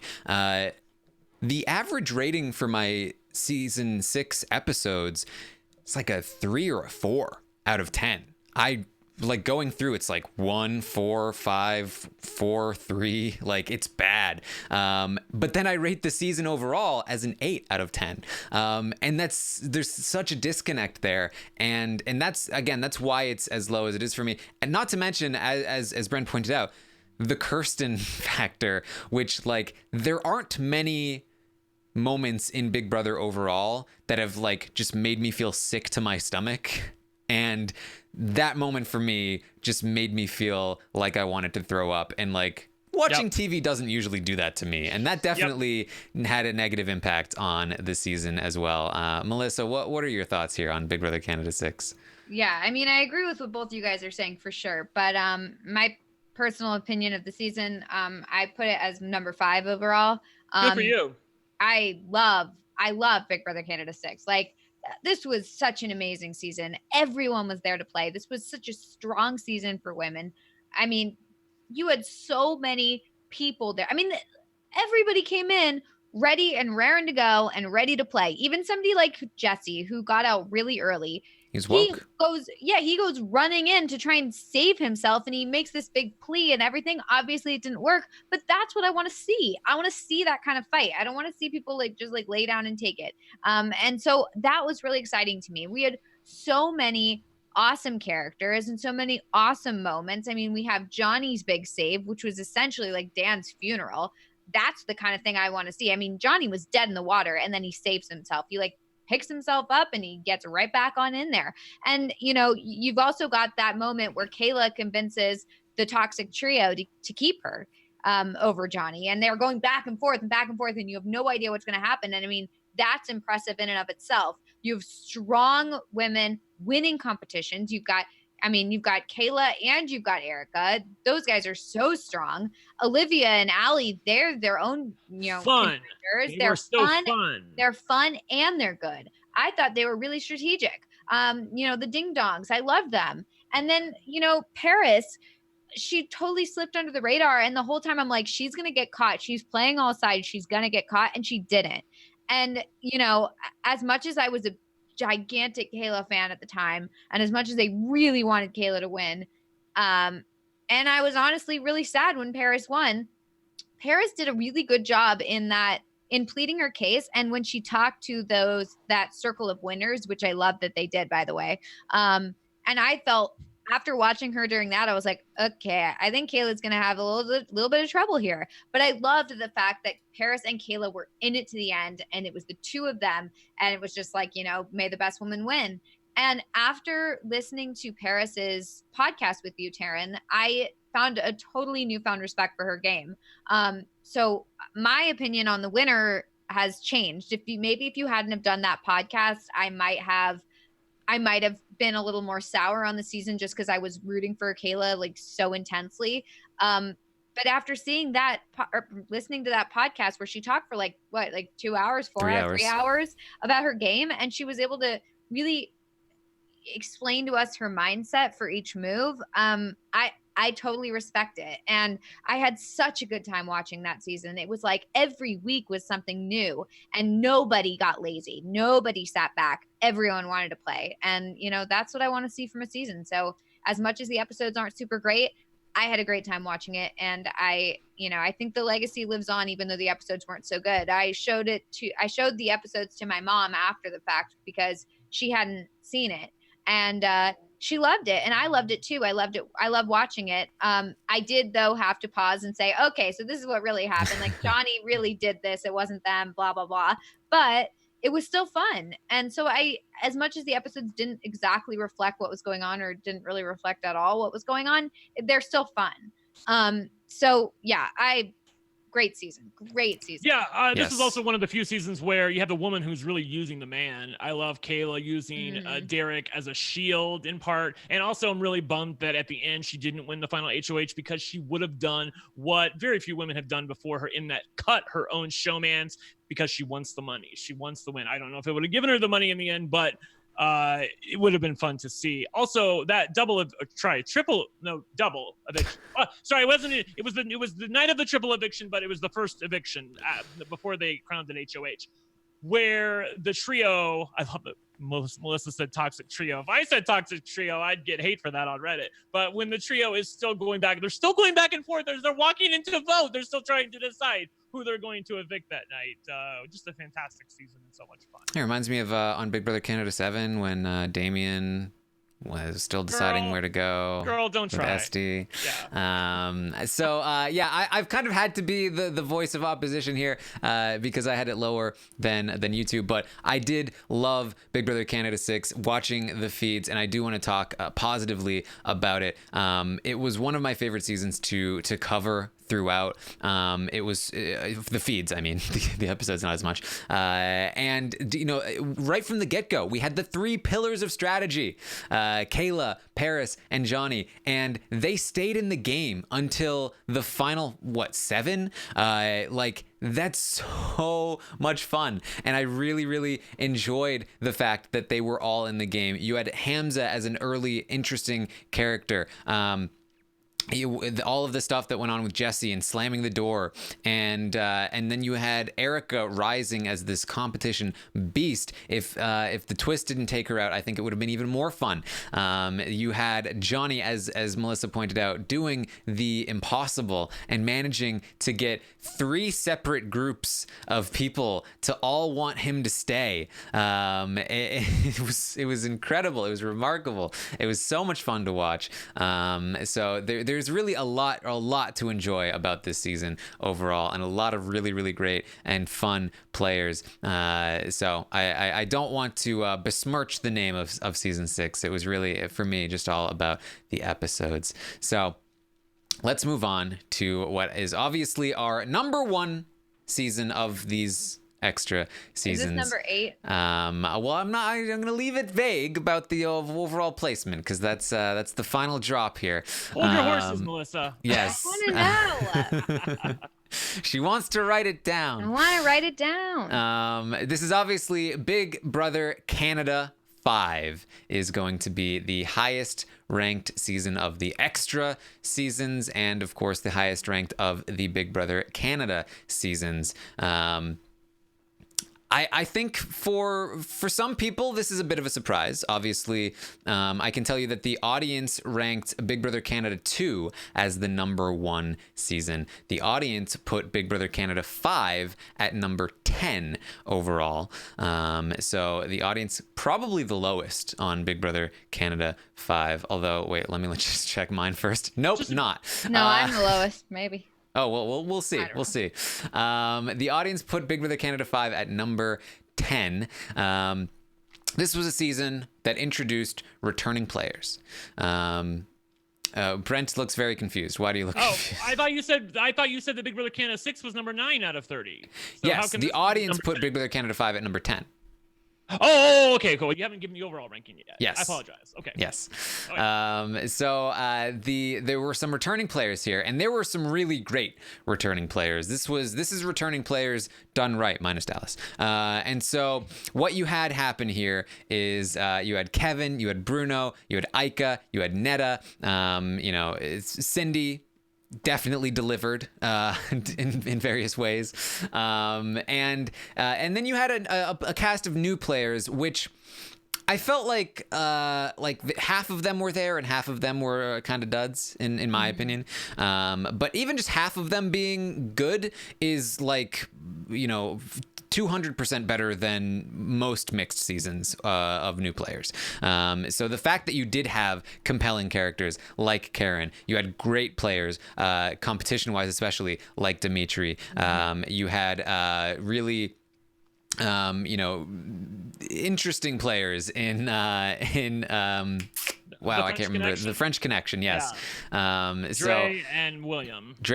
Yes. Yeah. So you had some interesting stuff going on. You had some new players with backbone, which is very important, I think, in these seasons, and a lot of crazy things went down on this season. It's a very unique season, not only with the setup, but with the outcome, the way it played out, the Cindy move in the middle, Netta being immune for so long, the vets turning on each other in the way that they did. It's hard to even categorize it as a certain kind of season, but I'm gonna let Brent. I'm gonna let you start here with your view on season 5 of Big Brother Canada, and where did you place it? I have it just behind Big Brother Canada season 6 overall. I ranked Big Brother Canada 5 number 4 overall out of 30 of my North American seasons of Big Brother.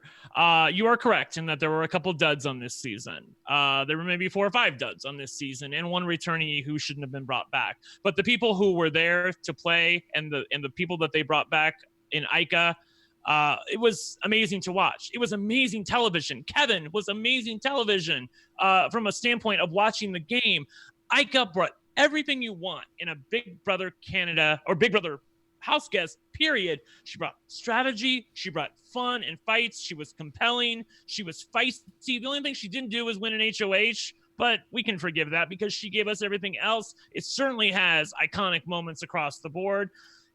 But also, I would be remiss if I didn't bring up Karen, who was a fabulous player to watch. You can critique her game if you want, but I will not here. I will give her so much credit for giving me a fabulously fun and outright just a stomping good time of Big Brother. And I felt like that Karen was Rockstar before Rockstar was Twitter. You know how we always joke that Rockstar was Twitter incarnate? I felt like Karen embodied that aspect of her personality to some extent. Between Karen and Ika, I felt like we got amazing Big Brother. And the only reason that this season doesn't rank higher than Big Brother Canada 6 for me is the winner. I feel like Kevin is a satisfying winner because he, just by the sheer originality of how he won, I feel like that must be rewarded when you're evaluating a season, but he wasn't the best winner that the show could have had. I feel like Dimitri or Ika would have certainly taken that position if they had been the winners, but Kevin did what he needed to do to win, to make his way till the end, and who can be mad for him for that? I think any one of us, we can be mad for it as fans who feel like Ika was robbed of something that maybe she was destined to get. But on the other hand, I've heard tell that even if Ika made it to the end, she wouldn't have won. It would have been Dimitri. Yeah, so she was probably never gonna win, which is a bit of a downer and a bit of a negative in my eyes. But goddamn, I love this season. It never bored me. It really didn't. Yeah, I put this season as number 11 on my list. I had a great time watching all the vets come back. They picked the right people. I was so excited to see them all interact. I was very disappointed when Netta got out so early. I really wanted to see what she could do, and I feel like she didn't get a chance to show anything because, she was immune, so she wasn't really playing. And then all of a sudden, she's not immune and she just gets immediately booted out. It was a very exciting moment, don't get me wrong. But then the aftermath was like, oh, okay, well, Netta's gone now. All right, that's the end, which was a little disappointing because I was really excited to see, her versus Ika and all that. There were some great players and great characters. Everything was very entertaining the whole time. But I'm going to say that, I loved Kevin as a winner. I was so happy when Kevin won. I loved the way he just took it to the end by himself, and everyone wanted him out and he still did it. And I thought it was just so impressive the way he handled it. And I love Kevin as a player and a character. So I was extremely happy with his win. I think I wouldn't have been happy had anyone else won, except maybe Dimitri's because he was in my draft. But other than that, I'm just saying that's how I felt at the time. This is the point in the podcast where if Rob is listening, he'd be like, everyone's like, stop talking about the draft. No, but for real though, you know what though, when Rob is involved in the draft, yeah, he's interested. He brings it up more than anyone. That is true. Yeah, what the heck? It's not just me. I had a great time watching this season. It was really fun. I love seeing the vets interact. Don't get me wrong. I do not want just 3 vets, 4 vets. That's not what I want. I like the fact that there were so many of them. It was basically like an all-stars. I would have loved to have just had an all-stars, to be honest, because now I think we're not going to get some of these people back for an all-stars if we ever get an all-stars. But that's the thing that I really think about, Melissa, is that they brought back these 8 people, and how you look at how amazing they were. And those 8 people brought it. And then you had, 2 or 3 other of the newbies who brought it, in Karen, Dre, William. Those, I think I can probably end the list right there, unless you want to include somebody like Jackie. No, yeah, that's it. Dimitri, obviously. The list there. Yeah, obviously Dimitri. If they would have given us a full All-Stars, which they could have done, I think about how much better this season could have been, because the people who came back were so there to play. You can Dallas, whatever. It ain't easy being Big DZ. We didn't need to see him again. They got that one wrong, but everybody else they got right. And it was a season for us to rediscover people or find out some things we didn't really want to see. I was a huge Netta fan during season 2, but I didn't really care for her behavior during season 5, and it made me stan her less, to the point where I don't even really follow her on Twitter anymore. But that's what happens on an All-Star season. You see different sides of people. Even in Big Brother US in All-Star season, there were people who you loved the first time around, but when you saw them again, you're like, oh, I don't like these people very much. And then there are other people that you discovered. So that's what happens. I mean, that's one of the downsides of the season for me, was watching the edit and the audience turn on Netta. I found that to be so disturbing, because I am firmly of the belief that Netta was exactly the same as she was on season 2. She was very much the same, and the edit just completely buried her. Ripped her apart for no reason. Completely. And I found that to be very disheartening, as somebody that really, really likes Netta and enjoys her presence on the show. I don't think that they needed to do that. I think that, Netta was taking out all of the favorite players, and production got mad at her, I think, amongst other things. And so I found that whole situation to be very unfortunate in a lot of different ways. And the way that Netta went out, while it was a crazy moment in time, it really was just like take a ton of great stuff, Ica versus Netta, and what that could have been, and just compress it all into one moment, and then it's over. And that was exciting in some ways, but very disappointing in a lot of other ways. And so that was not great for me. A lot of the early game was, I think, hindered by the fact that Netta had immunity. I think it was hindered by the fact that there was a lot of cannon fodder to get rid of. In the early going of the season, there wasn't a ton of stuff happening strategically. Really, for me, what makes this season is the final stretch of it and Kevin pulling through and winning at the end. It's why I like this season as much as I do.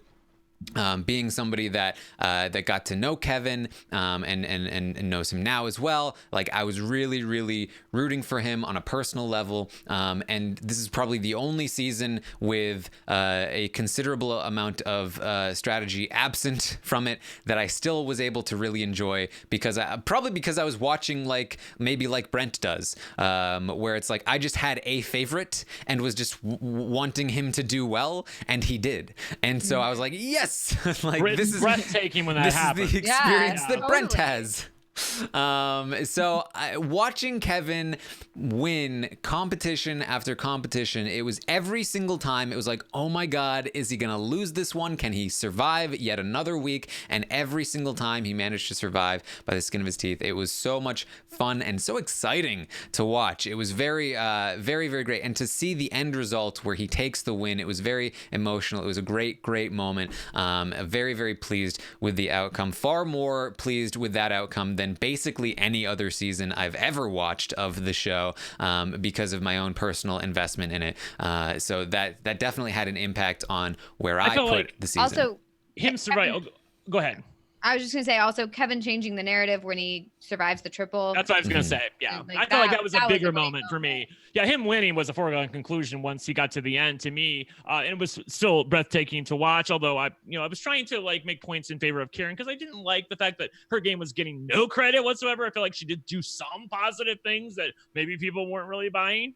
But him surviving the triple eviction. And the emotion huge. that he showed when he gets down on the ground was really sweet to watch, and good for him for that. I will say that I don't want to bring out my favorite phase, which I found out on Twitter that you originated, Taran, when you talked about the chat agreeing with me, but the chat isn't really buying the fact that Netta didn't deserve that edit. Here's the thing.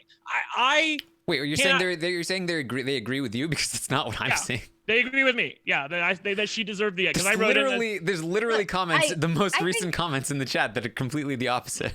Okay, well there are some people, but look, the reason I make fun of you is because you often misrepresent what the chat is saying, and I'm just pointing that out right now. All right. I'm trying to have a fun moment here. I'm not literally saying the chat agrees with me. Obviously, there are people on both sides. What I'm trying to say is that I personally, after watching the feeds on 2 and watching the feeds on 5, felt like that she was slightly different, to the point of being cocky during Big Brother 5, which the producers did to her because they gave her freaking immunity, which didn't do her any favors whatsoever. I feel like her game and her personality would have been eminently better had she not been immune for that stretch of the game. And I do feel like that you are fair in pointing out that she was getting rid of some of the favorites, but she was a returning player. She knew the way that getting rid of someone like Cass would be viewed by the public, and that goodbye message that she left for her. She did that. The producers didn't do that. So I would respect her so much less if she was like, I'm not going to take out the favorites in order for people to like me, and I'm going to hold back, and I'm going to not be myself and not be somebody who's trying to make an entertaining show in order to be a fan favorite. We rag on those people all the time, and I would rag on her if she made that decision. I think the thing is that she did do the stuff that we saw. So it's not that the edit made her do these things that she didn't do, and now she looks bad. It did portray certain things the Cindy thing in a completely wrong way. Yeah, there are things that the edit portrayed in a way that make it look worse than it is, that make it look different, or the situation look like it happened a way that it didn't happen. But there's also the fact that there are things that production chose not to show of other people. As much as I love Ika and I love her interviews and I think she's amazing and all that sort of stuff, she can be a little mean, and we all know that. I mean, that's just like the way she is. And she was really mean to Jackie at many points in time, and to fabulously mean. Well, I'm just saying that, like, if production had chosen to show that with like mean music underlying it and like, oh, look at this bully like going around the house, I think that people might see Ika in a different way, and you'd have, the people being like, yeah, Ika's getting out of the house. But instead they showed Ika as like this like underdog who's helping, who's like going against Netta, who's a big mean bully. And it's just the way that people show these things, or the way that production shows these things, like, whereas like they could have shown Ika as the bad guy here, and instead they chose to show Netta. Not saying that Netta didn't do these things, not saying Ika didn't do these things, whatever, but I just am saying that, like, I agree with Taran that I think that production unfairly showed Netta in a way that made her look really bad and made people on the outside bully her to essentially where she like had to disappear off social media. I mean, I don't like it. Yeah, I mean, in my view, Netta very much just like, gave back what she was given. She was just like fighting the good fight, just like she did on season 2. The difference was how it was portrayed, where you didn't see the other side of it. And it was portrayed in a way where she constantly got shut down after trying to pick fights with people, which was very much not the case. She gave as good as she got. And I don't think there's anything wrong with what Ika did. I don't think there's anything wrong with what Netta did. I think that they were both just, having drama on a show. That's the point of the show, but Netta became the villain, and that's also fine, but it shouldn't transfer onto like, oh, Netta was a terrible person or Netta was bad on the show because she happened to be the villain in this circumstance, because I don't think that's the case at all. And I personally feel as though Netta never brought it to a level that was very, very personal, like many people ultimately do. She never brought it to a problematic level like many people very often do. And I think that she gets, because she was the villain of the season, she gets hate that is on that level. Like, she did do those things, but she was, again, she's just Netta, and she was just being herself and playing a game. Here's the thing. I've like, no offense, but I feel like we've heard enough defense of her. I do feel like that... Okay, we've heard enough. Well, I'm sick of hearing. We've heard enough of our side, but not enough of your side. That she wasn't a fantastic Brent, I think villain. we've heard enough of what you think, but how about more of what I think? Well, I've heard it, honey. We've heard you too. I mean, okay, I don't have any let's more, just say we agree to disagree on this one. If we're going to stop, then we should stop, if that's what you're saying. Well, I'd like to say what I want to say. Oh, okay. So we haven't heard enough of this. We need to hear more of you got it. to talk for 10 minutes about it, and I've talked for 3, so yeah. Okay, yes, it's been 10 minutes and 3 minutes. Okay. I mean, if you want to be condescending, bitch, I can be condescending. I'm trying to say that, look, you get condescending with me, I'll get the condescending right back. What I'm trying to say about Netta is that her behavior, very much like now, was something that I didn't really care for. Like, when her behavior during the slop vote, I felt like she should know better, that when you have somebody down, like, she had full control of the house at that point. When you have somebody down like Gary, you don't need to talk smack about him when you're also getting your way. I feel like she did that with Cass as well. I'm not arguing that she shouldn't remove them from the house. She needs to make those moves in order to move herself forward in the game. But like, slapping them on the way out the door, I felt like was a bad look. And that's why I feel like she was maligned by the fans to a certain extent. That was probably a little bit unfair, but I also think that the edit in some ways was deserved. I think it was just like a big pile on where it was like, yeah, there were some bad things, but then the edit just like kept piling on. Like, you don't have to show all that stuff. And instead they would choose to show these moments that make her look really bad. I think that's fair. Where like there was other people who were doing bad stuff and they didn't show those moments. So you were like, oh, so Ned is the only one doing this bad stuff. And then yes. Of particular note, with the have-not thing, that was not on the feeds. That was entirely the edit, and we have heard from the players themselves that it was edited very differently than how it actually played out. So, I mean, I think that speaks for itself. I saw with her behavior on that. I didn't like it. Well, but sure, you saw an edit. The problem was, at that point, we had seen so much that we didn't like that anything that was even minutely negative would probably be viewed in the worst possible light. So that's what did her no favors.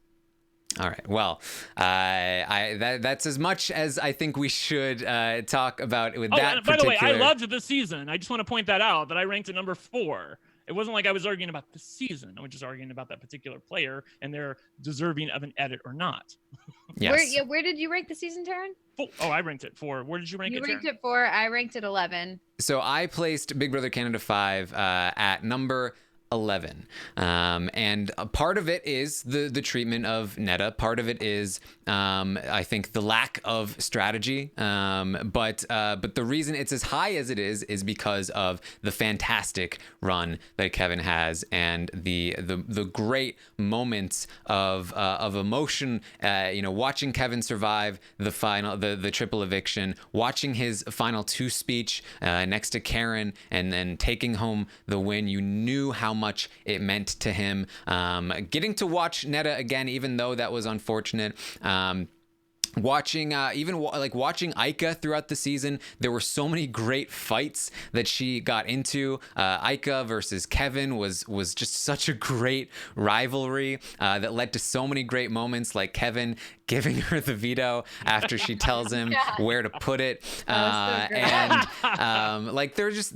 drama wise and entertainment wise, it really delivered, I think, more so than most seasons, I think, that are out there. And I was personally able to enjoy it. I probably wouldn't have nearly as much because of the personal investment that I had in it. So that's where I put it. Number 11, which is exactly where Melissa had it. The audience had it at number 10. Brent had it at number 4. So the question now becomes, where is it going to place on the overall list? I want to know if it made the top 5. I don't think it can if you guys gave it those scores, but I really enjoyed it. Well, let me just go down the list here. So number 9 was Big Brother Canada 6. Mm-hmm. Number 8 is Big Brother 8. Okay. Number 7 is Big Brother 3. Oh, wow. It's really up there. Number 6 is Big Brother 2.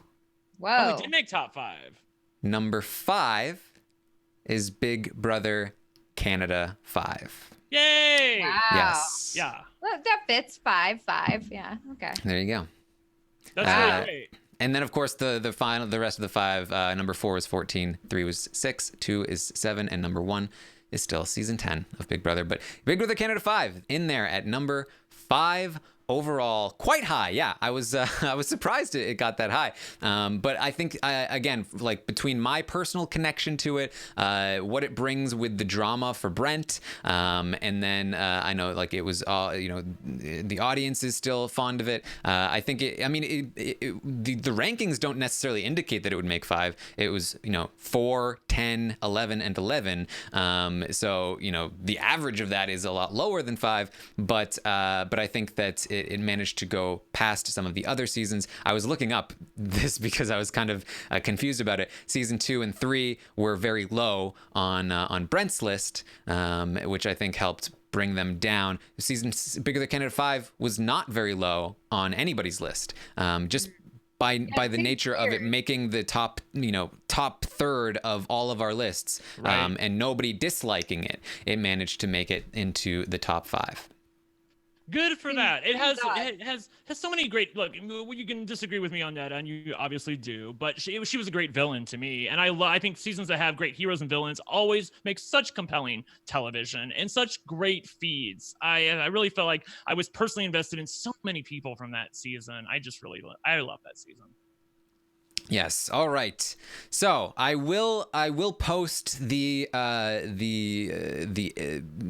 charts, the lists that I have, the overall lists, and we can try to get the individual lists out as well.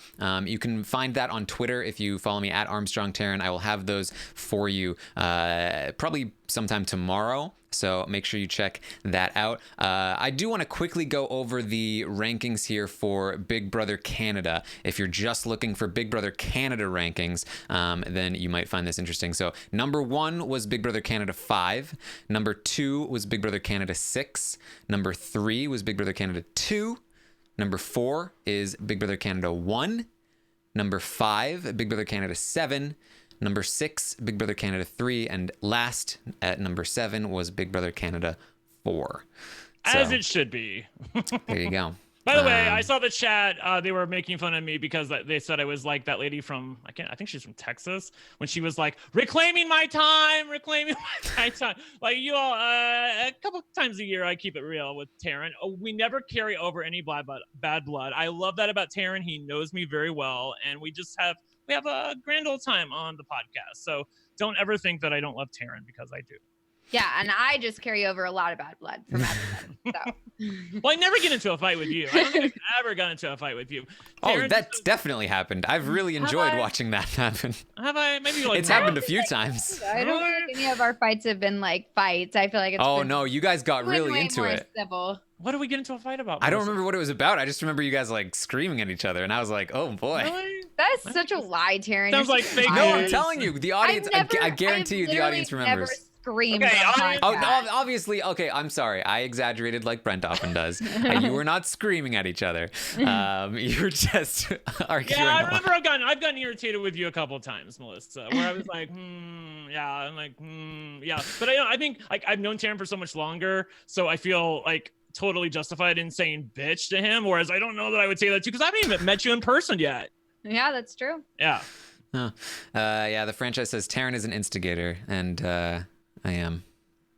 Even because I think part of that too, Brent, what you're saying is that like I enjoy arguing, and it's not like a personal thing for me. I like it. It's fun, and I think it often makes and you're good at it. Good podcasting.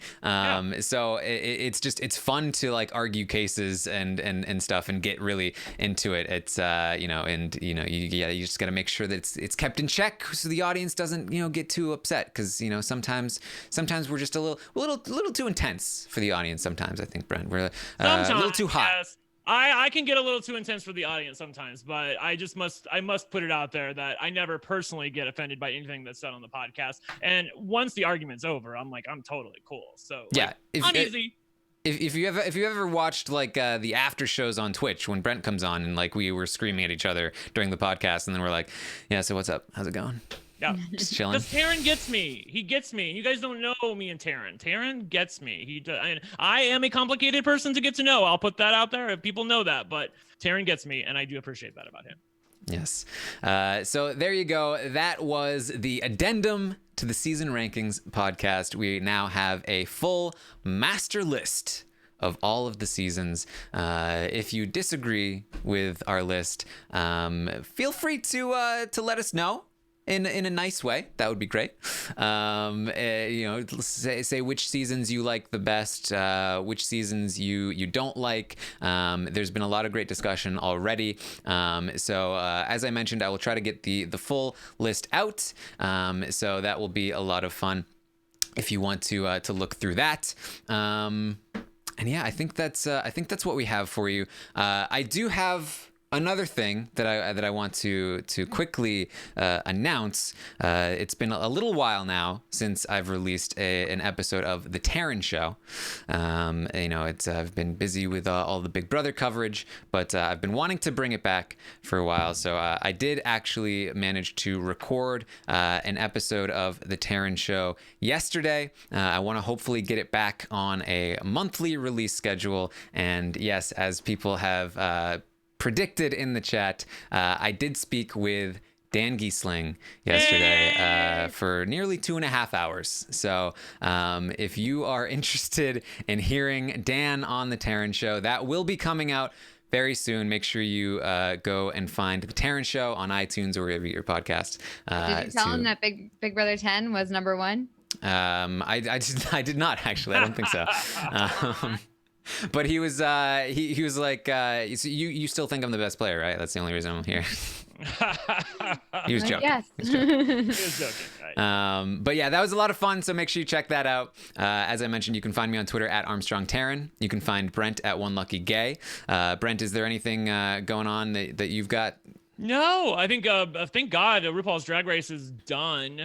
We don't have to. I mean, I love talking about RuPaul's Drag Race, but it's been a minute since we had a break from it. I'm ready to put it down for a little while, and I know Mike and Liana are as well. I'm really excited for the cast release. Obviously, I put a little tea out there a couple weeks ago, which may or may not come true. I am hoping that I am dead wrong and that it is a cast of new players, but we will soon know. And obviously, we got the news that Jeff Schroeder has come back, which, take him or leave him, but he's going to be there interviewing the contestants on Monday, and we will be here to cover it for you. Yes, and you can find Melissa, of course, at It's Melissa with three of those A's at the end.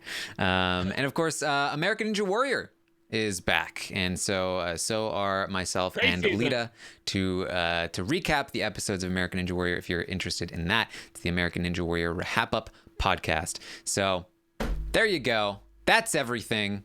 Everything is in place, and I'm not gonna read the entire list of 30 because I'm sorry, look at it on Twitter. It's not gonna work. But I will post the final list so that people can critique it without actually listening to the podcast. So there you go. That's what we've got for you. Thank you so much for joining us. Of course, Big Brother 21 is just around the corner. We will be there to cover everything going on with it. As soon as the cast is released, we'll be talking about the cast. We'll be talking about the season once it starts up. And hopefully we'll be in store for another great one. Maybe one that will break the top 5.